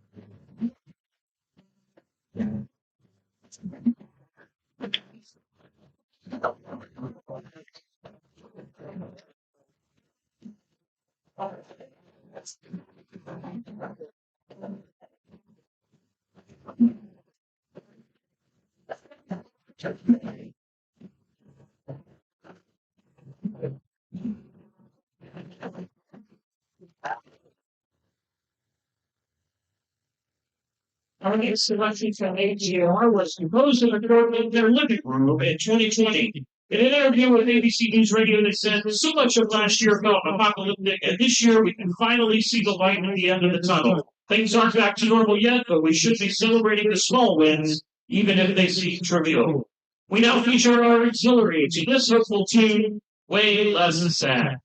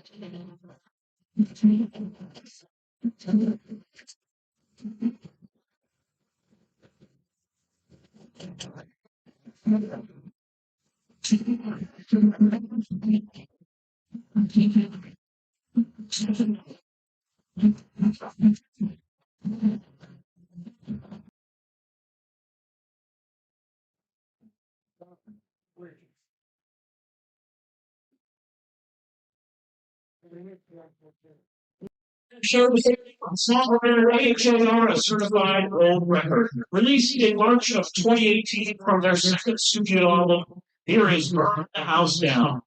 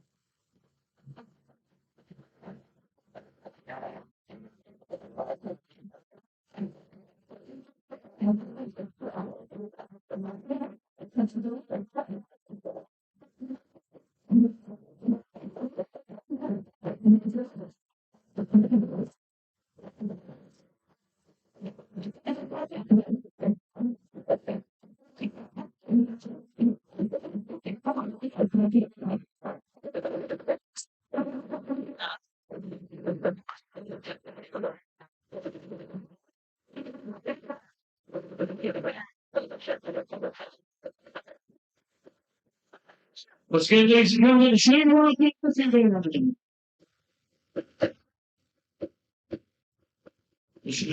marching bands under the direction of Mr. Dr. Chief Assistant Director Mr. Coogan Wilson, Mr. Jason Moore. Great concert, assisting our pace, and late concerts, assisting marching. Thank you. Wildcats.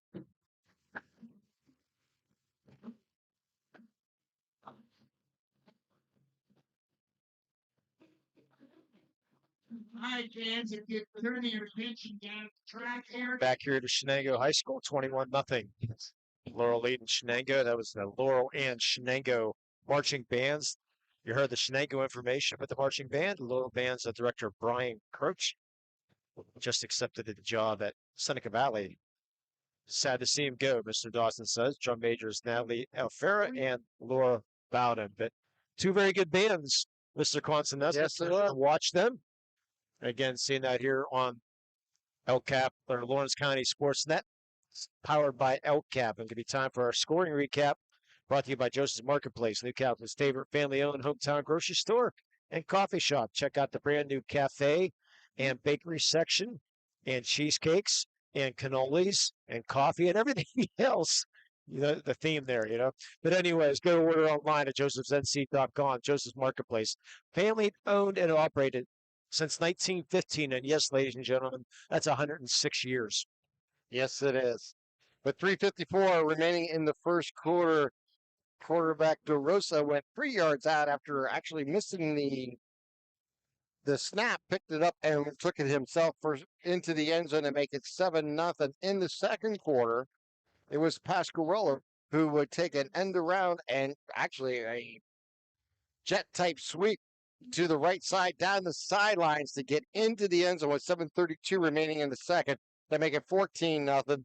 And then it was Luke McCoy getting into the end zone for Laurel for a third time as he was able to go right up the middle for 6 and get into the end zone for the touchdown. And unofficially, stats for tonight for Laurel. Kobe DeRosa running the ball 10 of 33 in that touchdown, throwing the ball only 2 of 4 tonight for 47 yards and a couple picks overthrew a couple players. Luke McCoy not averaging 30 a carry, but still 12 carries for 77 yards on the ground is Luke McCoy, and on the ground also Michael Pasquarello. He's got 3 carries for 73 yards. For Shenango, not much to talk about, Tim. They've been pretty much completely shut down as Sam Myers. He ran once for -6 yards. He's thrown the ball 5 times, has not completed the pass. And C.J. Miller, unofficially again, 8 carries, only for 27 yards. That's been about it. Yeah, he's been the show actually for Shenango. He had the interception defensively. He had 2 of them actually in the first half. So he's really actually been the star of the game for the Wildcats. But as you mentioned, just a lot of Laurel's offensive line and defensive line dominating this first half as DeRosa and McCoy just running the ball left and right. Again, that scoring recap brought to you by Joseph's Marketplace. Go check them out, please. So in the second half, we talked a little bit at halftime, or try to stay up to date, at least between us, and trying to think of who our player of the game is and who our play of the game is, or what our play of the game is. Our play of the game is sponsored by Maley Chiropractic. They will hand that out later on or after the game.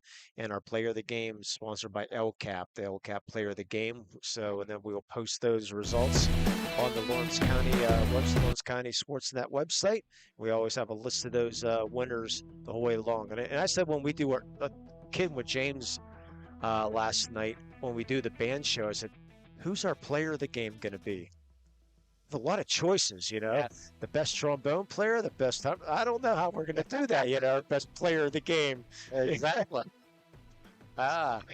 So, James Donovan's trying to steal the show with his back bends. Yeah, so I said again for the last time, we might mention it again next week. So all the drum majors out there, the Lawrence County Band Festival. And sometimes I heard that Westminster also joins, the Westminster College Band joins that band festival. So any of you guys, drum majors, do the back bend. You get 2 weeks to practice. We will give you a T-shirt if you can do, and then James Dotson will come down to the field and do the back bend with you. So, you know what? That will be tweeted out to the entire world. Without a doubt. So, Shenango, boy, what did they do here in the second half? They really, last week, they struggled a little bit offensively, too. Of course, Union just, last week, Shenango had problems with the special teams. Looked like they got that taken care of here in the first half so far. But offensively, not much showing right now. The freshman or the sophomore quarterback struggling. Of course, he hasn't had a lot of time to throw the ball. No, he has. Hit 3-4 times. Yeah, out of the 5 passes, I mean, he's been crunched pretty good. So we'll see if this offensive line can open some holes. And for Laurel, boy, it's been fun to watch the roasted Pascarole and Luke McCoy, the 3-headed monster, in that offensive line getting it done. So let's see if Laurel can continue. All right, DeRosa has it teed up, and he'll kick left to right on your devices here tonight. As C.J. Miller fills it at the 5, brings it out to the 10, goes right side, turns the corner at the 20, gets up to the 25, close to the 26-yard line, goes C.J. Miller, who has been the show here tonight for Shenango. Actually, that was Aaron Martin, number 21. 21, excuse me. Running, yeah. Sometimes it's tough to see from the press box when you catch that 2. I did that earlier today. I said the wrong goalie. It's like, oh, jeez. Looked like 14 from the press box, and about 30 minutes into the second half, it was 44. It's like, oh, jeez. I figured I better correct myself. Yeah, better correct. So, it proves one thing. Believe it or not, we're all human. Yes, we are. All right, underneath center is Myers with an I formation in the backfield. Takes the snap. This time he'll give it to Miller, and Miller will slick through the middle and get close to the 31-yard line as he was able to sneak through a couple on the right side between the guard and the tackle. Yeah, Miller had 79 yards rushing last week. Just underway here in the third quarter. Yeah, not the brightest field here at Shenango. I noticed that the lights seem to almost tilted away from the field. That's the one thing about this field. I formation again, 2 receivers to the left. Myers underneath centers. Takes the snap on a quick drop. He'll throw as he will get it out to Try as he gets out to the 33-yard line.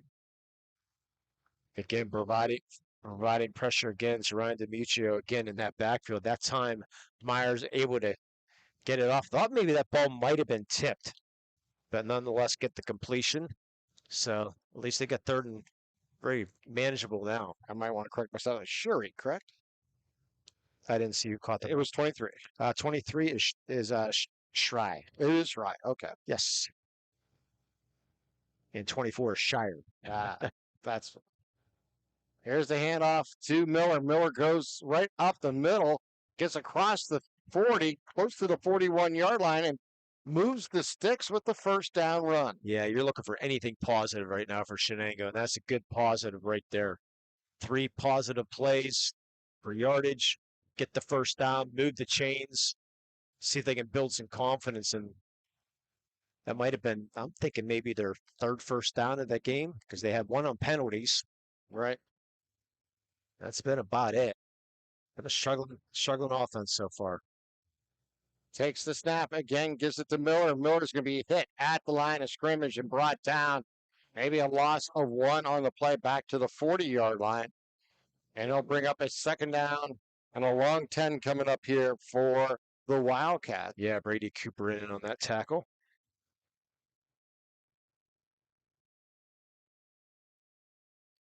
See if they can get a quick pass off. Maybe here to one of the backs or to the slot receivers. Yeah, they only tried that once. In shotgun is Myers. 4 receivers set, low snap. He will try to get it off quickly. Does, and it completes it at midfield. Going up high. And we got making that catch was Dalton Peters, I believe. Yeah, Landon Smith down. He paid for it too, man. Yeah, so Landon Smith, they collided. 8-yard gain on that throw. We'll bring up 3rd down and short coming up here for Shenango. Yeah, next week, as of right now, we are going to be at Neshannock for 1 game, maybe 2. So we will have the 2 undefeated teams, Neshannock and Union, both 2-0. We will be there at Neshannock and hopefully have another game next week that is unofficial right now. But we do have tentatively on the schedule some volleyball and some soccer coming up in the next couple of weeks also. Call ahead and reserve your seat for after the game, just a few minutes up the road at Wilmington and Neshannock, or a place, an order for takeout or curbside or pickup. Dinner, homemade dessert, even crawlers to go. Call the place to order at 724-656-1553 or visit craneroom.com to see the full menu. Yeah, I did that a couple times to see what their specials are, and great place. I didn't know what a crawler was because I'm not usually a consumption of adult beverages, so I had to find out what a crawler was. You just informed me. Dodson told me. Yes. Myers takes the snap and hands off to his front back, and he'll get close to the sticks. This is going to be a measurement type scenario there. I think he has it without the measurement. That was Lively on the run. Yep, he's got it without the measurement. All right. 2nd consecutive first down on this drive here for Shenango. Try to get that crowd involved in this game. Down to 8:45 on a moving clock here in the 3rd. Laurel leads Shenango 21-0. Myers underneath center with an I formation in the backfield. Receiver left and right. Handoff goes to Miller. Miller steps up front, makes a move, and gets about 2 on the play. Gets out close to the 46-yard line.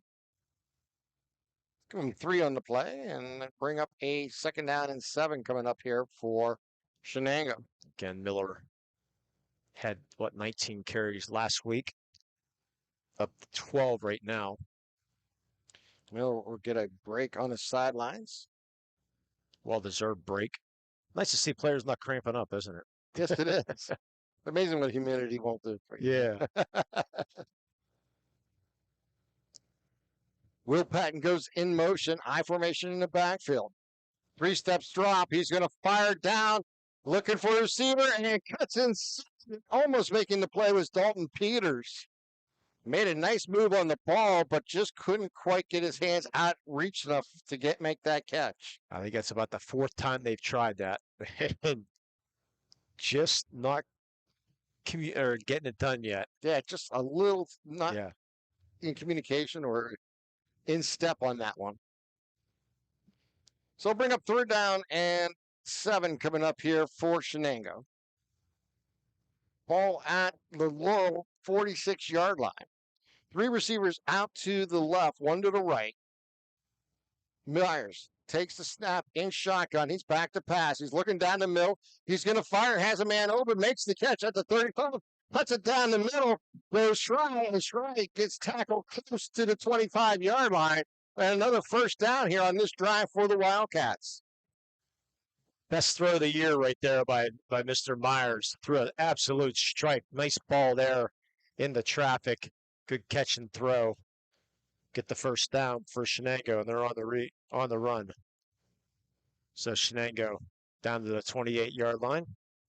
They'll send 1 receiver out to the left, 1 to the right. I formation in the backfield on 1st down here for the Wildcats.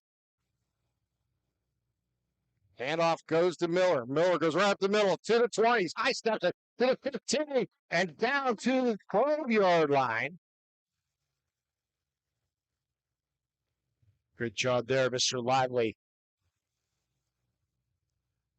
Hunter Lively with just a great block there. C.J. Miller was able to get through. And stretch out the chains. Here Shenango's entered the red zone. Make sure you stop by the red zone on Wilmington Road in the Shenango for all your county sporting apparel needs. Sporting goods, custom apparel, embroidery, and more. Visit them online at theredzonesports.com. Score big at the red zone. Here we go. Pro formation in the backfield. Handoff goes to Miller, and Miller gets it inside the 10-yard line.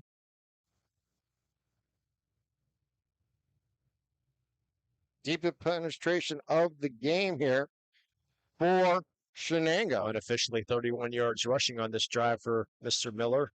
Scoring recap and stats brought to you by Joseph's Marketplace.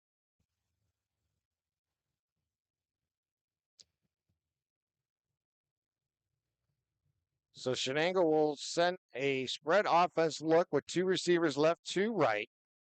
Myers in the shotgun with Lively to his left in the backfield. Takes a low snap, looking right side, throws down the middle, has a man in the end zone. Looks like it might be.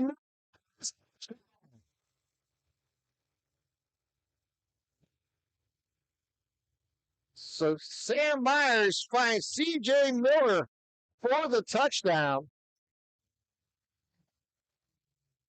Best drive of the year there for the Shenango Wildcats. Myers looked like a totally different quarterback than the first 6 quarters there. 10 just threw some very, very nice balls on that drive. Threaded the needle by Miller. Miller was able to ball with that ball a little bit, but came down within control, got the foot down in the end zone. And the kick is up, and it is through.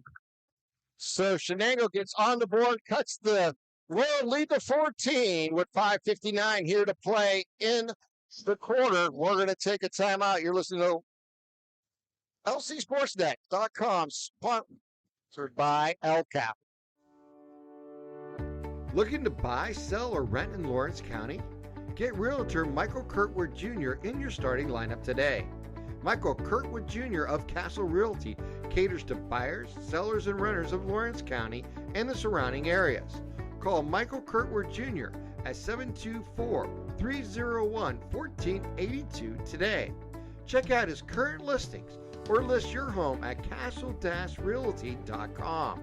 People you know, people you trust. In workers' compensation, my clients are oftentimes not receiving their wage loss. They're not receiving their medical expenses. LGKG, they come to us so that we can put them in a position to pay their bills. If we're keeping our promises, our clients are getting the justice they deserve.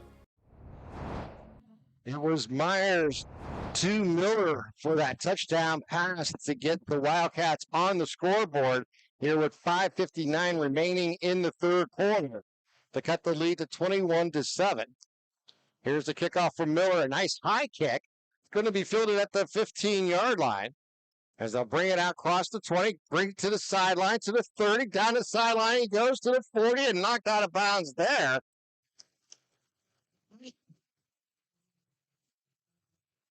Landon Smith on the return there for Laurel.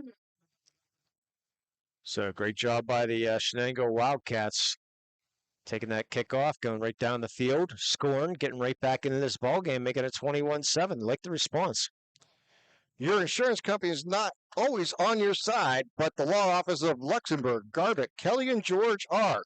Visit them online at lgkg.com for a free consultation.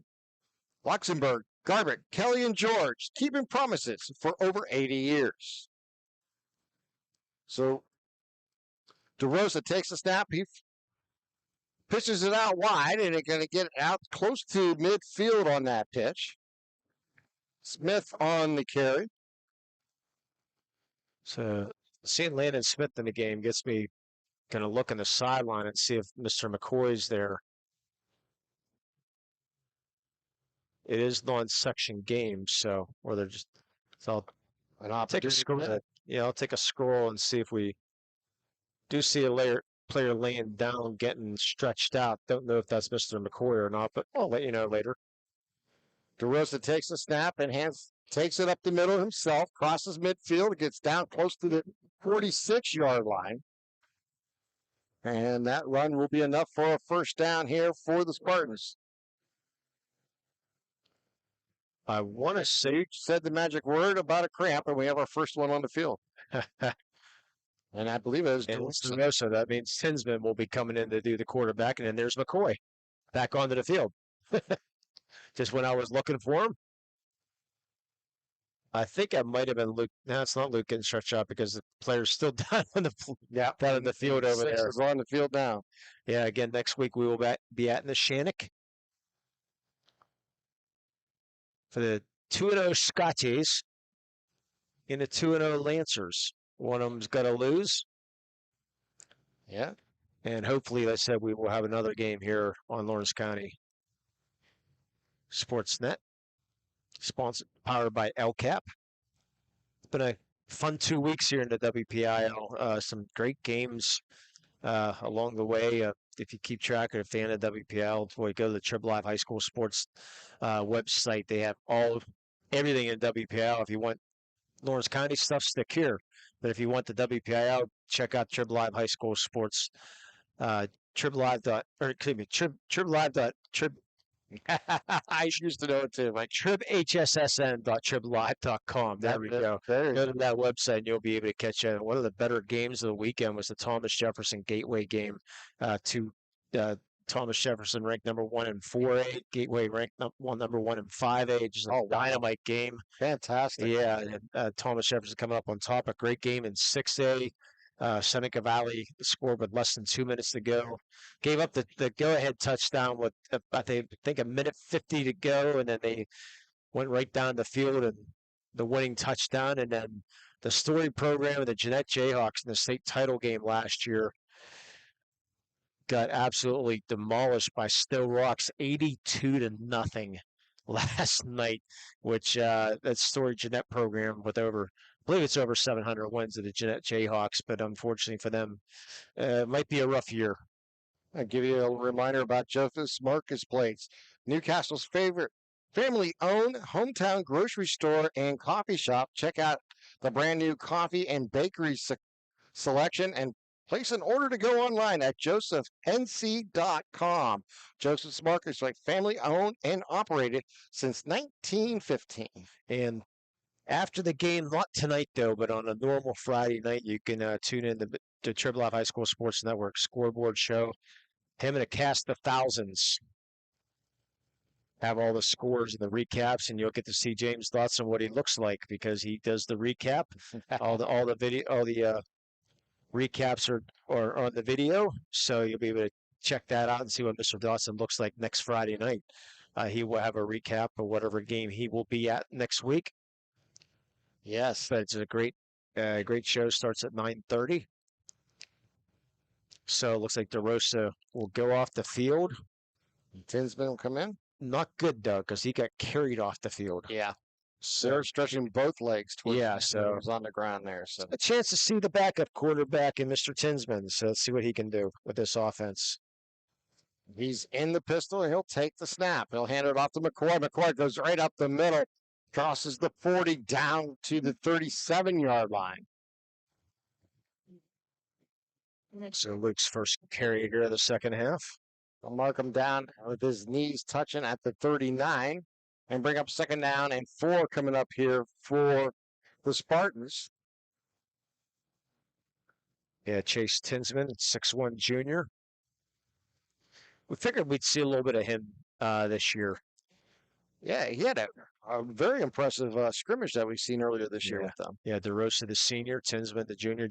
Tinsman got a really, really good arm. So hand it off, goes left side as Landon Smith takes the ball. Gains about 1 and bring up a 3rd and a long 3 coming up here for Laurel. Yeah, this is big stuff for Shenango right now. You want to hold.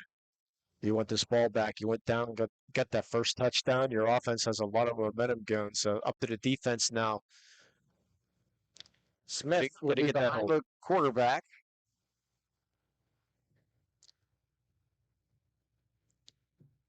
And now McCoy getting stretched out. And handoff goes to Smith, goes left side, turns the corner, and he'll be stopped short of the sticks by about 2 yards. And Smith's not going to get up. He just got the wind knocked out of him. He got up slow. Walk off. Yeah, he got up slow. While he was hurt, the referee was ready to signal the timeout for the players. So let's see what they do. I say they're going for it.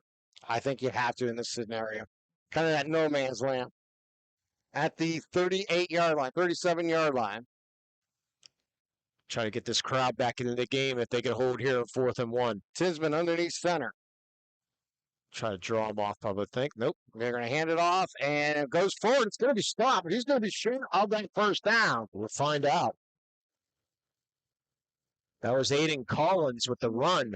He got upended in the backfield. They gave him a nice spot, my friend. They certainly did. If that's the spot, that's a first down. Oh, the Cats just roared. That's a first down. There's no way that's not a first down. Yeah, you got to give him the first. No, they didn't change the possession. Change that back. It's first down going the other way, my friend. So how about that? Yes. Aiden Collins did come up short. No measurement. Shenango is a huge turnover. 2:50 left here in the 3rd quarter.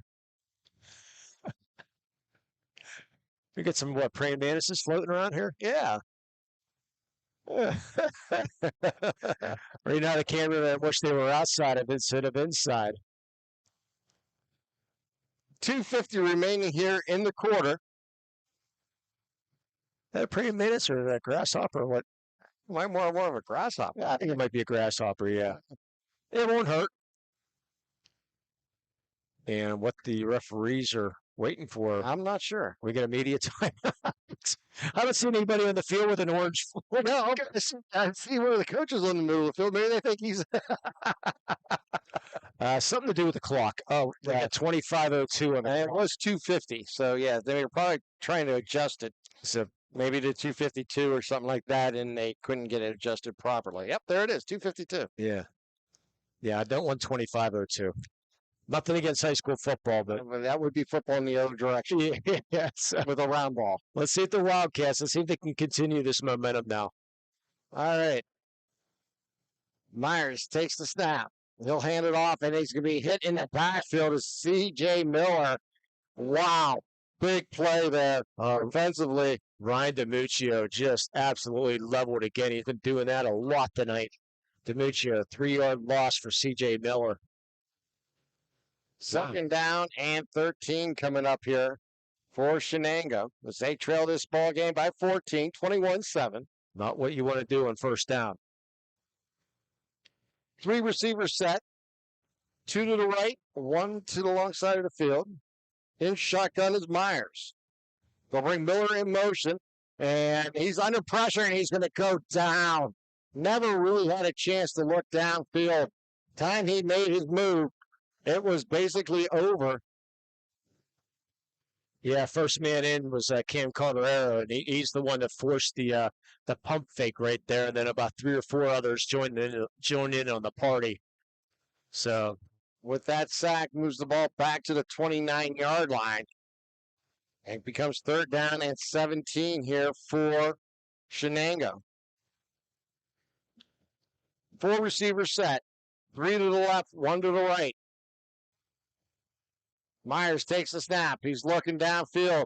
He's going to fire. He has a man open. It's Miller. It's a little too far for him at the 50-yard line. He'll fall incomplete and bring up 4th down. And C.J. Miller will have to punt the ball away here for the Wildcats. And remember, after the game, we'll announce the Melee Chiropractic Play of the Game. All high school student-athletes during their sports season, $25 per visit to our office. Includes an adjustment and or all therapies necessary. For full details, visit MeleeChiropractic.com. It's MAHLE Chiropractic.com. Let Melee Chiropractic keep you in the game. Here's the snap. Good snap. Gets the kickoff. The line drive kick. Going to bounce up the 45, roll down inside the 35, and continue to roll inside the 30, and it'll be stopped around the 28-yard line. How about a 42-yard kick with no return? Not too shabby. Yeah. I'll tell you what, you're going to be impressed with C.J. Miller and his effort here tonight. Miller's, he's 2 interceptions. Second half, he's doing a good job. Got the touchdown pass, punting the ball extremely well. 2 interceptions, but getting the job done. Yeah. Who was it listening to the pick game? They said the Massachusetts kicker was that like a rugby kicker today, taking 2 steps to the right and then line drive kick everything. Oh wow! But he was getting rolls, because you got to stay away from him. So if it works, yep. So DeRosa's back in the game. Tinsman's still there. And our running back is Aiden Collins. Collins will get the handoff, and he'll go up the gut to the 30.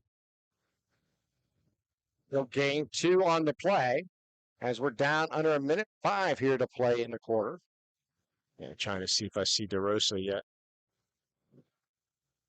And McCoy, he looks like his helmet's off. He's done for right now. Favoring that right leg a little bit. And I think DeRosa's done for the night. Got the helmet off. As far as I can tell. So it looks like it's going to be Tinsman running the show the rest of the way. Yep. They go into the wing tee now. And a handoff goes up the middle. And we go to Ayers, and we have a loose ball. And Shenango's going to get it. How about that? The Wildcats are going to have excellent field position on that turnover. And here comes the Wildcats. See what they can do here. Try to cut into this 14-point Spartans lead. Big turnover. Wildcats is sticking around. Gotta love it. 1 receiver left and right. I formation at backfield for Sam Myers, the 6'1", 160 quarterback. Sophomore takes the snap and hands it off to Miller. Miller goes up the middle, breaks a tackle, gets down to the 25-yard line, and gets pushed back there, but he picks up 5 on the play. And we're down to 15 seconds here on the quarter. And that probably will run out the clock here of the third quarter as Shenango cuts into Laurel's lead by 7, 21-7 after 3. You're watching LC SportsNet, powered by LCAP.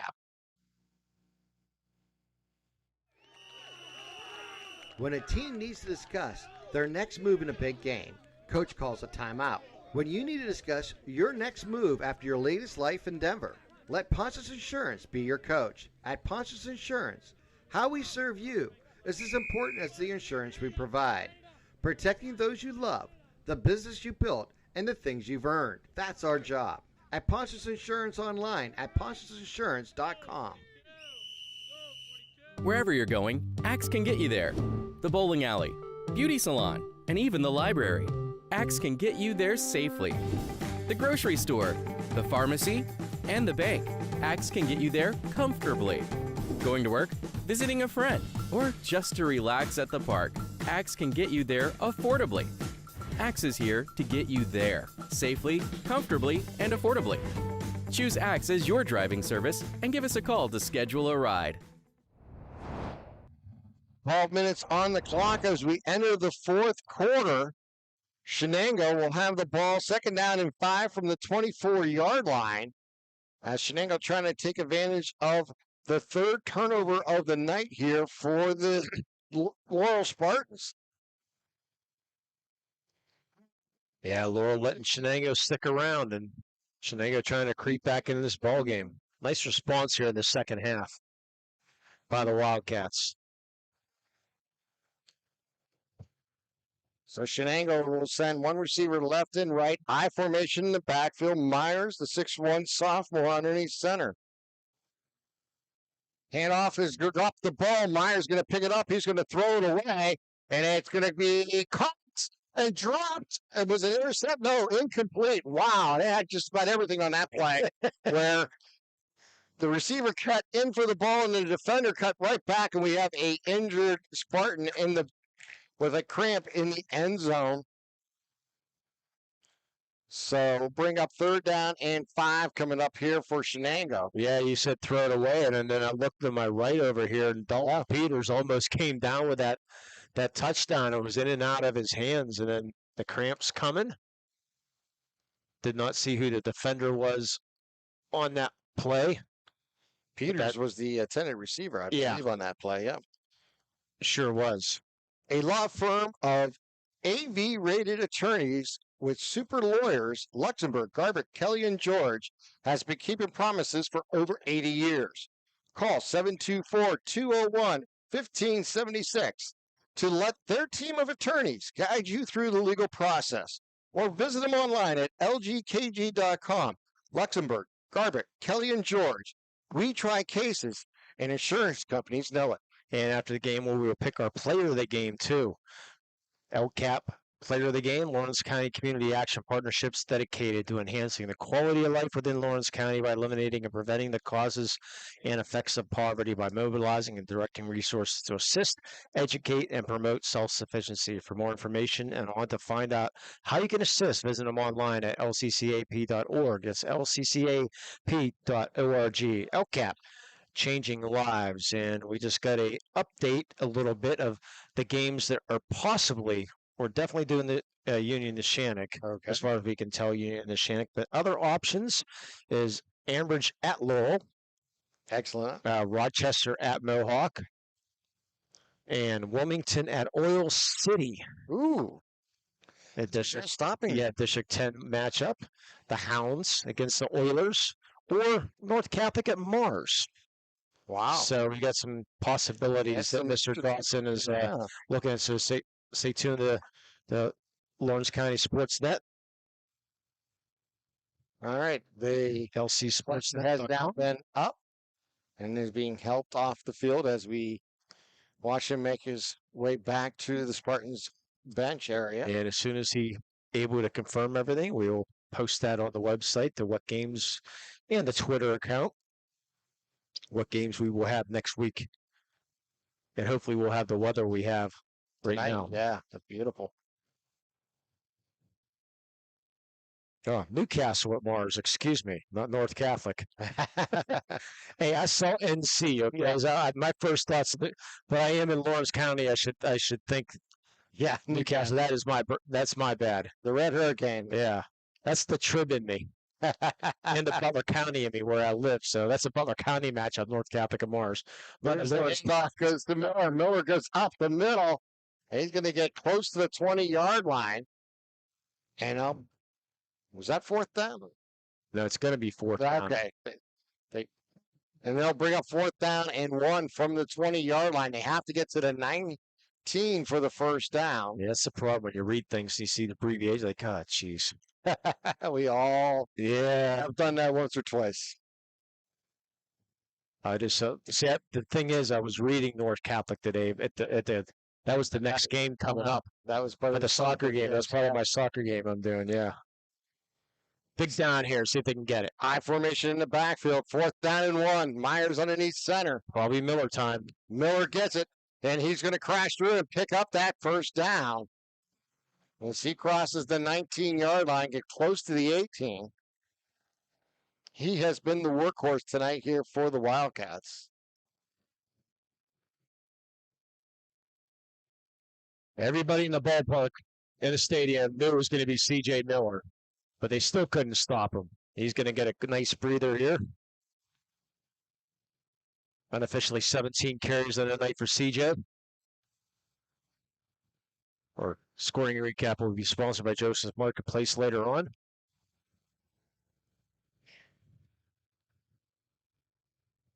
Miller underneath center. One receiver left and right. And we have a whistle and a timeout. Sure is. A timeout taken by Shenango. It's with 10:35 here to play in the fourth quarter. Let's take. Oh, go ahead. Hey, it's brought to you by Ponch's Insurance. Just like the teams go to the sideline to listen to their coach and discuss their needs, that's what you get at a Ponch's Insurance. They put their attention to the things you own so you can devote your attention to the ones you love. Visit them online at ponchusinsurance.com. Ponch's Insurance. Love the life you live. Worry-free. All right. With that in mind, we got a first down and 10 coming up here. And on that first down, Shenango did enter the red zone, so you need to check them out. Yes. Great store over there is the red zone. They have all your county sporting apparel needs, sporting goods, custom apparel, embroidery, and more. You can visit them online if you can't get there. That's theredzonesports.com. You can score big at the red zone. Yeah, nice store over there. After James beat my butt golfing, we went over to the red zone and visited the store. And James is a pretty good golfer, by the way. Not shocked. Yeah, I was shocked, but that's how. But we went out to a local golf course, and he one shot away from his best round ever. Oh, wow. Yeah, so that won't happen for another 20 years. No, unfortunately, I think he three-putted the last green. A little chokeness. I didn't say that, okay? Myers back to pass. Fires right side. Has Peters out there. Makes the catch. Was he in bounds? No, out of bounds. Nice effort there. But Dalton Peters was just knocked out of bounds as he was making the catch. Yeah, it was up for grabs. This time Peters was able to hang on to the ball, but unfortunately just couldn't get those feet in. So good throw there by Myers. He's had a nice second half. Really is. It's been a nice bounce back after that tough first half. Yeah, he's grown up real quick, hasn't he? Yes, he has. Struggled a little bit last week. Struggled a lot in the first half. Of course, a lot of it was pressure. You know, second half, getting some time to throw the ball. More quarterback. High formation dotted there by Miller. Miller gets it, goes left side, crashes down close to the 16-yard line. And they'll bring up third down and about 7 coming up here for Shenango. You know, if you're Shenango, you're down 14, you got to be thinking 2 downs here. Right, yeah. You don't necessarily have to get all 7 here. Nope. You're just looking to get 5 or 6 and maybe set up an opportunity to be close to the sticks on fourth down. Yeah, there's no way you're going for a field goal in this situation. You're definitely with 10 minutes to go in the fourth quarter. You said what's 2 plays that are going to get you 7 yards, and it's going to involve Miller somehow, some way. Miller in the eye. Gets the handoff, goes up the middle, has room, picks up the 50, it's time, and down at the 3-yard line. C.J. Miller. And it'll be first and goal here for the Wildcats with 9:44 remaining here in the fourth. And limping off is Joe Hudak. That's a big loss for the Laurel Spartans, who's had a nice game here in this second half. And this whole game is Hudak, so big loss for the Laurel defense. They mark them down at the 4-yard line.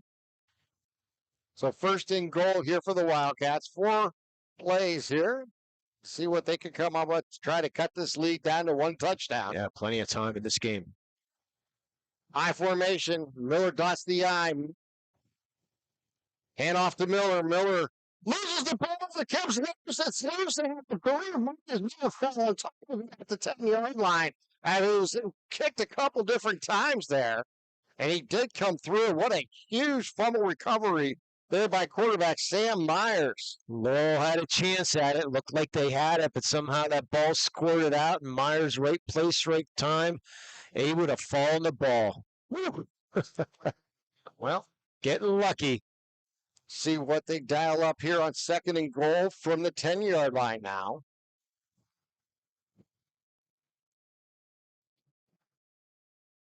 8 minutes, 30 seconds remaining here in the fourth quarter. Shenango, second down and goal. In shotgun is Myers. 4 receivers set. Low snap. Looking right side. Fires to the corner. And a little too far for Peters. And I'll bring up third down and goal coming up here for Shenango. Well, we talked about it on the previous set of 4 downs, Lee. Obviously, you're at the 10-yard line. Touchdown is what you're looking for, but closer you get to that goal line, sets up a lot of more options for this offense. Yeah, I'd like to see if you're going to throw the ball. You got a 6'4" tight end and Will Patton that just came into the game. Let's see if they. I'd like to see him going up for grabs. Just on the right side. Miller takes a snap. Pitch goes wide to Miller, and he'll get caught underneath right at the line of scrimmage. He may gain about a yard the most. And he'll bring up fourth down and goal from just inside the 10-yard line. Oh, boy, I guess the Patton was the decoy there. They brought him in to block, but unfortunately didn't get the job done to the Shenango Wildcats. Tried to surprise everybody, and not surprised that you get Miller the ball, but just a simple toss. I'm curious if they'll try some type of misdirection here. They're going to have something right and throw to the left type thing, or be looking for Miller or Peters way around. Let's see here. Myers in shotgun. Takes a snap. Looks right side for Peters. Jump ball in the corner. Peters went up for it. Did he get it? I think he did. It's out. Johnson Peters, the 6'3" hitters, senior, on the jump corner, comes down with the touchdown. Touchdown pass for Myers. You keep going to the well, and sometimes it's going to work. And finally, the pass in the back of the end zone. I don't know how Peters came down with that ball in traffic, but went up and got it. 7:26 remaining here in the fourth. Of course, Dalton Peters listed at 6'3", and he went every bit of that 6'3" to get that one. And Shenango trying to make us a 7-point game. So Miller in for the point after. Here's the kick, and it's going to be off to the right, so the score remains 21-13. And I believe that was Jason. I believe that was, wrong. It's going to be Cam Calderero with that block, getting the big paw up there. All right, let's take a timeout. You're watching LC SportsNet, powered by LCAP. Has your child's early education slowed down or even paused due to the pandemic? This is crucial time you can't get back. LCAP can keep your little learner on track for success. We have options for working and non-working parents with in-person childcare and age-appropriate virtual learning to keep them busy and engaged. Parents, don't hit pause on early learning. Lawrence County Community Action Partnership can jumpstart their future. Learn more at lcap.org. For more than 120 years, people have relied on Martindale-Hubbell's preeminent rating to select their attorneys. If you've been involved in an automobile accident, you should do the same. At LGKG, we have been preeminently rated for over 40 years. 7:26 remaining here in the fourth quarter, and Shenango's back on the scoreboard. Myers to Peters, 10 yards out for the touchdown. The point after was blocked, and the score's now 21-13 as C.J. Miller will tee the ball up at the 40-yard line. And the good news is Luke McCoy is back out on the field. Now we're going to see if DeRosa's going to be back out on the field at quarterback. We got a ball game here with 7:26 remaining. Did not look like that was going to happen at the end of the first half. No, it didn't. Miller will kick it off deep, and it'll be fielded at the 10-yard line. Pasquarello goes down the sidelines, has Roos, gets over the corner, to the 40, to the 50, stays on his feet, he's to the 40, to the 30, got a ball around the 33-yard line. Wow. Pasquarello has had some huge runs with the ball here tonight. Hey, Mr. Moe, there's something more than DeRosa and McCoy. I'm on this team. Mike Pasquarello, how about him? Yes. Having himself a great night on the returns, so put them in great position. Now let's see if Tinsman or It's going to be Tinsman, so DeRosa's still out with those cramps. So Tinsman will continue to run this offense. And I think you might see, as you saw on the Shenango side, a dose of C.J. Miller. I think we might see a dose of Luke McCoy right now. Yes. 4 receivers set for Tinsman. Yeah, 2 left, 2 right. DeRosa, the helmet's off over there. Pasquarello will come in motion, and Tinsman will keep, and he'll get back to the line of scrimmage for no gain. Yeah, boy, you need to get a couple first downs here and try to eat this clock a little bit. Down to 7 minutes left. Chase Tinsman is a junior, 6'1", 192-pound quarterback here for the Spartans. He's more of the thrower on this team, not the runner. Yes. DeRosa, she's trying to stretch out over there, but I don't know if they're going to let him back in. 3 receivers set. Eye from behind the quarterback. Handoff goes to the McCoy. McCoy is going to be caught in the backfield and brought down at the line of scrimmage.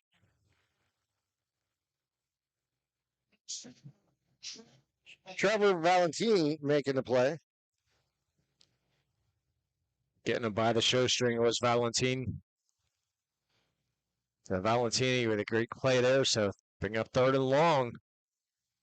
4 receivers set. Shenango's got plenty of timeouts, too. So if they can get this ball back. Michael Pasquarello is in the slot on the left-hand side. He'll go in motion. And he'll hand it off to him. He'll turn the corner down to the 30 and gets close to the sticks. He's a little shy of the first down, it looks like, around the 25-yard line. Yeah, he ran out of room. But he'll bring up a 4th down and very manageable. 4th down, about 2 coming up, maybe a little less than that. I think they're going to go for it. I think that's a very wise assumption on your part. Let's see if Shenango can hold. And we're going to have a good timeout? Yeah, we're going to get a timeout, I believe. Well, maybe not. Nope. I'm not sure what they stopped the play for, but they did. No idea.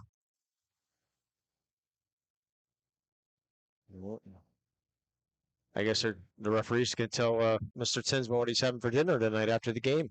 Maybe he's going to the crane room. Yeah. He's asking me, can he use his phone to make an order? Get the Q sauce, my friend. Okay. Order's in. Yep. Ayers is the wing on the left-hand side. McCoy will now move to the left side of Tinsman in the shotgun. Pasquarello in motion, and it's going to be a keeper by the quarterback, Tinsman, and he's going to be gobbled up and stopped short. And it will be a turnover on downs to the Wildcats. You got to love this defense, the way they're playing here in the second half. I'll tell you, they get not shredded, but they got beat up in the first half. Second half, it's been all Shenango here, and they got a chance to get it, tie this ball game. They got 5:39 left. You got 74 yards to go. Your offense has been on fire right now. Let's see if they can continue and get this tying touchdown. Of course, they do have to get the 2 points if they get in. Trailing by 8. I formation in the backfield, 2 receivers to the right. And now we have a stoppage again and a timeout this time by the Laurel Spartans. And a timeout by Pontius Insurance. It's brought to you by Pontius Insurance. Just like the teams that go to the sideline to listen to their coach and discuss their needs, that's what you get from Pontius Insurance. They put their attention to the things you own so you can devote your attention to the ones you love. Visit them online at PontiusInsurance.com. Pontius Insurance. Love the life you live worry-free. I don't know if we might not have our player of the game yet or our play of the game yet. I think we got to wait to the final buzzer here, or whistle, I guess you would call it right now. Horn, whistle? Yeah. Used to say gun years ago, but they don't do that no more. No, the Butler High School, they didn't. The scoreboard wasn't working, so I almost was the horn. I always with the yeah, but I did not do this. Well, let's see what happens here. See what the Wildcats can do. Trailing by 8. I formation in the backfield, 2 receivers to the right. Hand off to Miller. Miller high steps across the 27-yard line. They're going to say that knee was down right at about the 28. They'll pick up a couple on the play and bring up 2nd down and 8 coming up here for the Wildcats. We're down at 5 minutes, 15 seconds on a moving clock here in the 4th quarter. Unofficially 16 carries for C.J. Miller in the second half.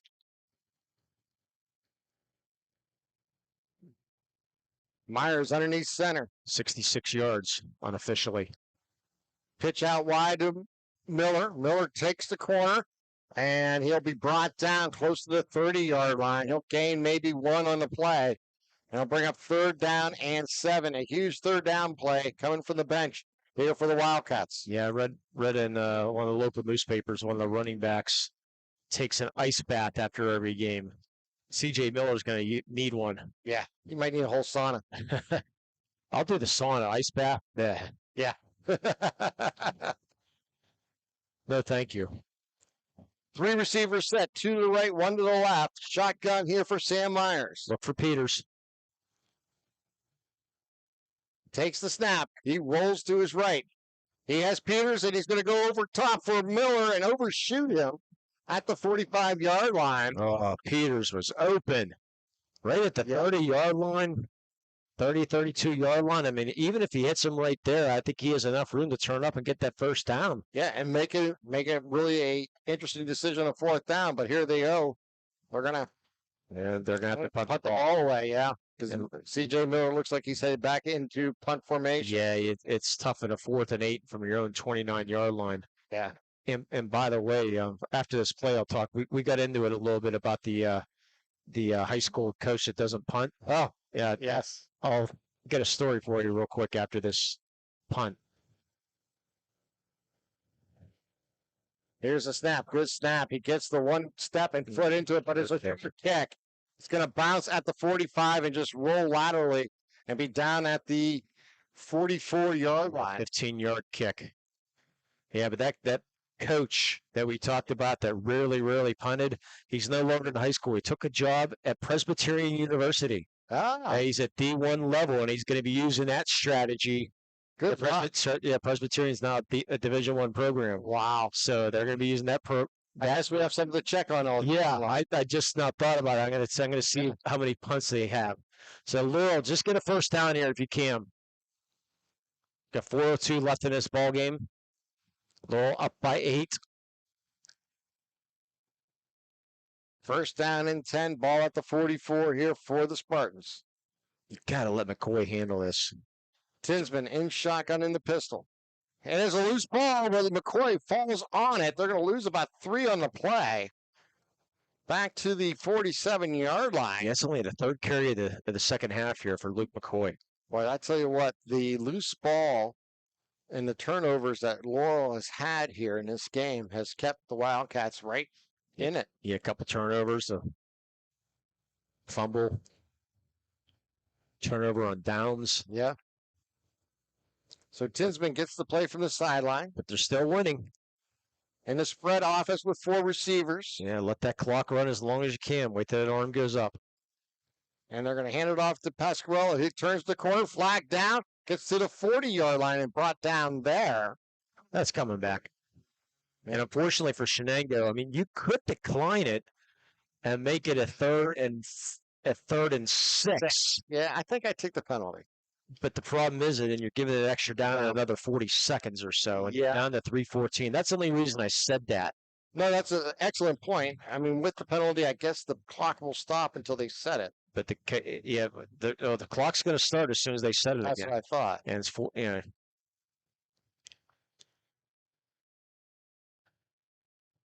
and they will accept the penalty. Yeah, I mean, I think you have to. Yeah, I agree, but you see the strategy I was looking at. Exactly. No, it's legitimate.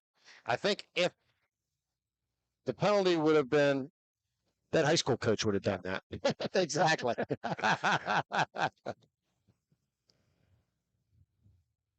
Clock starts on the whistle. We're down to 3:10 on a moving clock. Now they better not snap this ball for a while. There you go. Take your time, Laurel. Run the clock. You get 25. You get 30 seconds, I believe. or 25. I believe 25, 25 it is. In the pistol is Tinsman, takes the snap, hands off to McCoy, and McCoy's going to be stopped. Now Shenango's going to call timeout, and they do. Great strategy there. Timeout with 2:44 remaining here in the fourth quarter. Boy, it lost another yard to McCoy. Four carries for 3 yards. This timeout is brought to you by Pontius Insurance. Just like the team on the sideline listening to their coach discuss their needs, that's what you get with Pontius Insurance. They put their attention to the things you own so that you can devote your time and attention to your loved ones. Visit them at PontiusInsurance.com. Pontius Insurance. Love the life you live, worry-free. Boy, now, Laurel, you just want to hang on to the ball right now. You got third in the crane room right now. I'd say crane room. Yeah, crane room's that way. Yeah. Yeah, so. Well, actually, you do have Tinsman a quarterback, and we've seen him throw the ball. So it'll be interesting if they'll allow him to do it, to try to catch them off guard. I play safe, and I let put the hand in the game in the hand of my defense. I want Shenango to burn that timeout. Yeah. I believe they should have one left, if I'm not mistaken, after this. I want Shenango to burn their last timeout and take my chances right now. But run a screen or something really safe right now. Keep the ball in bounds. You have an 8-point lead. I mean, the worst they can do is come down and tie the game. So there's no way you're going to lose the game in regulation. So 4 receivers, set chances. 3 to the right, 1 to the left. In the pistol is Tinsman. Yeah, McCoy to his left. Hand off to McCoy or screen to McCoy or something in that line. Tinsman takes a snap, hands off to McCoy, goes right side. He runs to edge and turns it up to the 50, stays on his feet, gets down to the 45-yard line. It's all the way back to the original sticks, but it'll bring up with fourth down and 10. Yeah, and Shenango did call I believe their last time out, sponsored by Pontius Insurance. Let's see if the referee gives the out of timeout signal here. Yep, they're out of their timeouts. So Shenango would get the ball back with about 2:15 or so with no timeouts and going to probably go at least 80 to 90 yards to tie this game, which they don't really have the big play material. I mean, they've been trying to go to Peters a lot here tonight. Yeah. But you would think Laurel's going to be playing in that, they're going to have to get the ball in C.J. Miller's hand quickly and hopefully in one-on-one situations. Yeah, they tried one screen tonight that failed poorly. Yeah. But they picked up almost 16 yards on the last carry. Yeah, right now I'm going after the kicker too. If I can get any pressure on the kicker right now, I want to try to block this kick. Rush 10. Lively's going to go back to receive. I just tell Lively, fair catch it. If you can, send 10, see if you can get this block. Well, looks like they're going to play for the return. And then snap over the head of the slippers. The another special team disaster as they come up. I'm going to say Peters came up with it. Sure. Oh, my goodness. What a game as he's had two here tonight. Yeah, Tinsman listed at 6'1". That ball was about 6'7" or 6'8". Got a hand on it. Prevented worse for that ball going over his head. He was at least able to get a hand on it. So Shenango, excellent field position here. Got 38 yards to try to get in the end zone. No timeouts, but the clock does stop on those first downs. So 2:26 remaining. Here comes the Wildcats. And trailing by 8. And C.J. Miller on the receiving right now is Lively as your running back. Myers will take the snap in shotgun. He's back to pass. He's looking. He's going to fire. He finds Peters at the 25. Tackle behind the 25 at the 27-yard line. But a nice pickup and a first down throw for Myers. I like it. Down to 2:10 as clock continues to roll. I thought they would stop it. They did. They stopped. Yeah, okay. they did stop it, and the referee. Okay, they let it roll from 2:10 to 2:02. And the clock's running. They're doing okay. Plenty of time. Here we go, down to 148. Myers in shotgun. Takes the snap. Looking down right side. He's in trouble. He's rolling. He's going to fire and throw the ball away and bring up second down. A nice play there by Myers, recognizing that he had to get rid of the ball to save some time. 1:36 remaining here in the fourth. Remember in high school football, you have to have someone in the area. You just can't get it back to line of scrimmage or something. You can still get called for that intentional grounding. So yeah. Different rules on Sundays and different rules on Saturdays and different rules on Friday nights or Saturday nights. Or in our case, Saturday night. Yeah. All right. 2nd down and 10, ball at the 28-yard line here for Sam Myers. Lively in the backfield, four receivers set. Myers back to pass, looking left side. He's going to fire towards the end zone. 3 recovery. The ball down away. Almost picked off. Should have been picked off. That was Ayers down there. Threw in the triple coverage. Yeah, Logan Ayers, I think it was also Chase Ball, also Chase Tinsman in there. They were looking. Yeah, they were looking for number 21. They were looking for Aaron Martin. He threw in the triple coverage. Not the best of throws there by Myers. Here we go. 3rd down and 10. Ball at the 28-yard line of the Spartans. 4 down territory. Plenty of time. Trailing by 8. Back to passes Myers. He's looking. He'll fire. He has a man is going to be picked off. Missed his target and is picked off as they run it downfield down to the 40. Ball's going to be fumbled out of bounds, but it won't matter. Chase Tinsman on the interception. Yes, Tinsman coming through all the way down to the 40 on the return. And that should seal the game here as the Spartans will be able just to go into victory formation and take a couple kneels to end this ball game. Yeah, Colin Bartley going to be able to get off the field. He was limping pretty good, but Tinsman getting that interception. So good pressure though on Myers. Forced the interception. And that should do it. Wow, great effort though. Yeah, it's a terrific game. Tale of 2 halves. As in the first half, Laurel looked dominating as they had a 21-0 lead at halftime. And Laurel's going to call their timeout, sponsored by Ponch's Insurance. And you only got to run 2 plays right now. And then it became Shenango taking advantage of some turnovers themselves and field position as Myers threw 2 touchdown passes, one to Miller and one to Peters to cut this lead down to 21-13 in the second half, and had the ball inside the 30-yard line at the 28 of the Spartans here late in the fourth quarter, but unable to advance it beyond that. And Laurel Spartans are going to come away with the victory here tonight. Tinsman will take the snap and go down to a knee, and they're going to stop it here before that, and they're going to call illegal false start, actually, on the offense. How about that?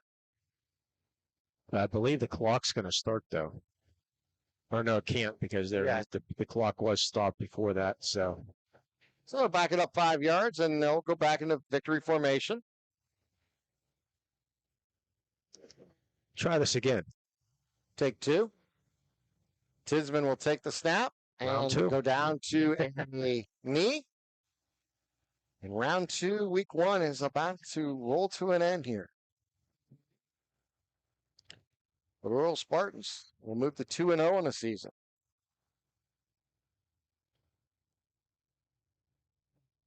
Great effort, though, by the Shenango Wildcats. I mean, they were got to be really, really impressed with the effort they showed here in the second half. Yeah, you're trailing 21-0. Yeah, you were down 21-0 and made this a ball game and had a chance to tie the game. But give credit to the Laurel defense. Post-game, Joe will hand out our LCAP player of the game and our Bailey Chiropractic play of the game, along with Joseph's Marketplace recap. There's the knee, and that will do it as the clock will wind down as the players will shake hands, and this game will come to an end here as Laurel will defeat Shenango here in Shenango 21-13. Take a timeout and we'll come back. We'll wrap it up here from Shenango. You're watching LCSportsNet.com, powered by LCAP.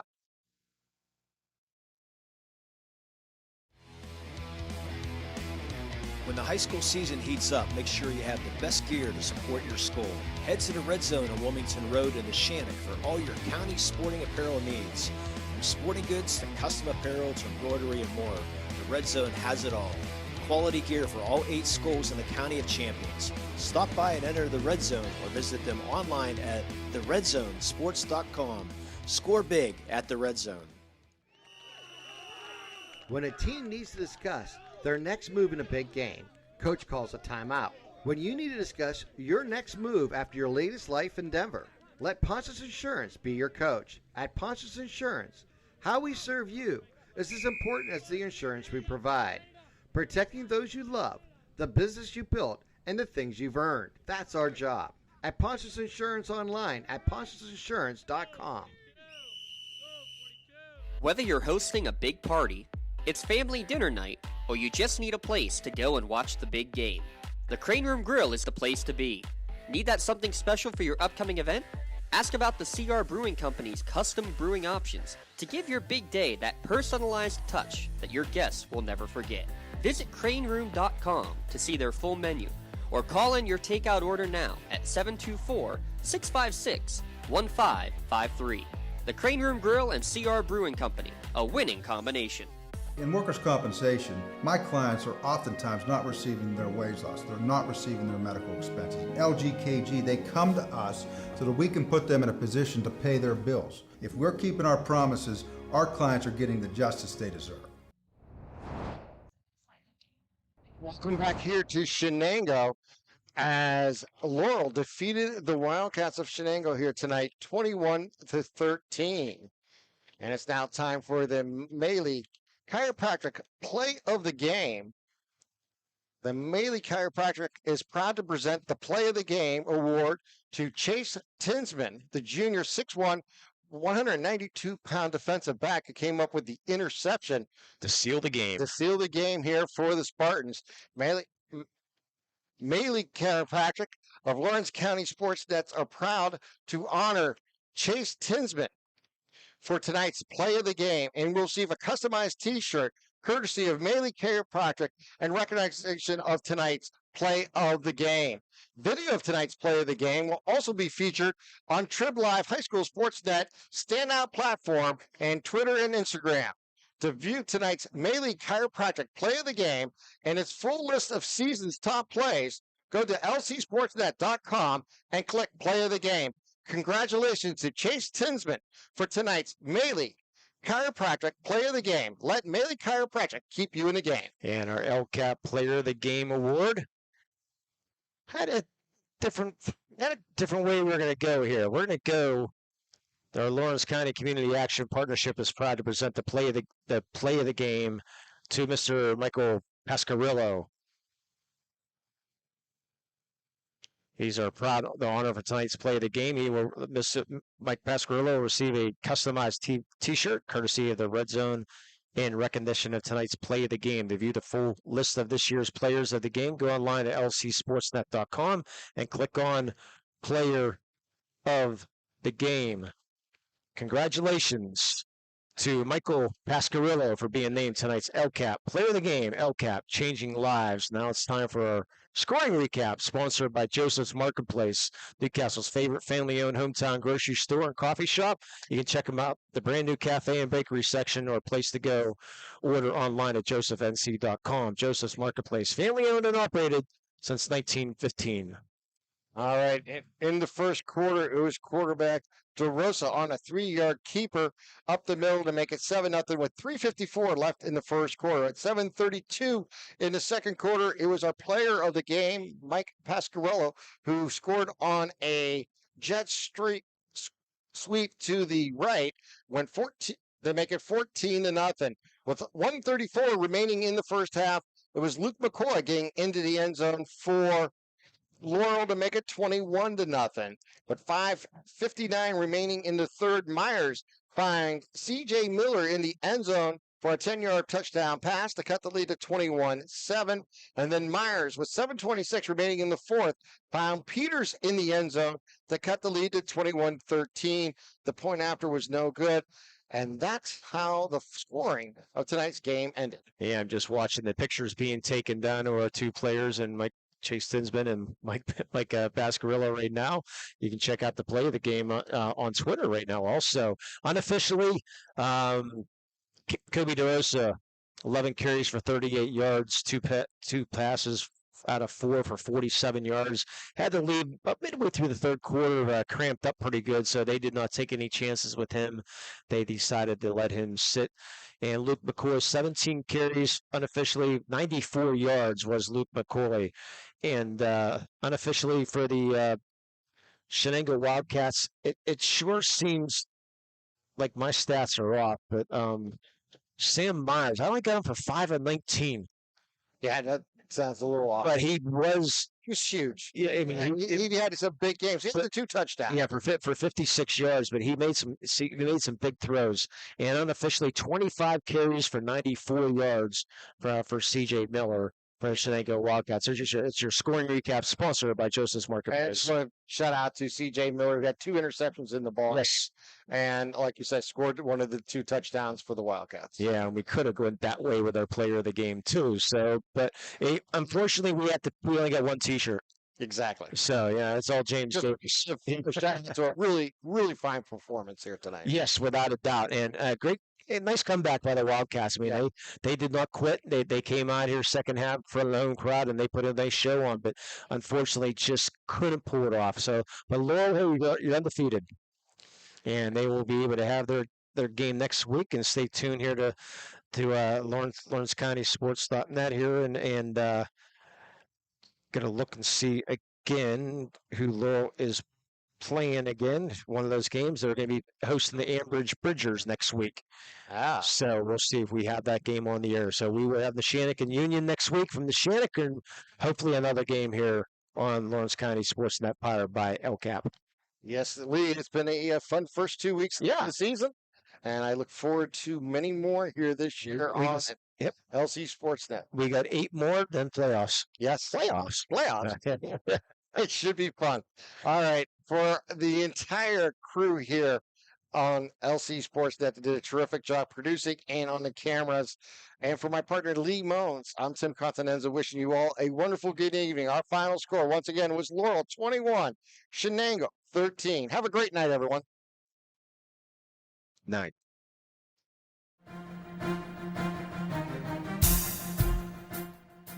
This is the Lawrence County SportsNet, powered by LCAT.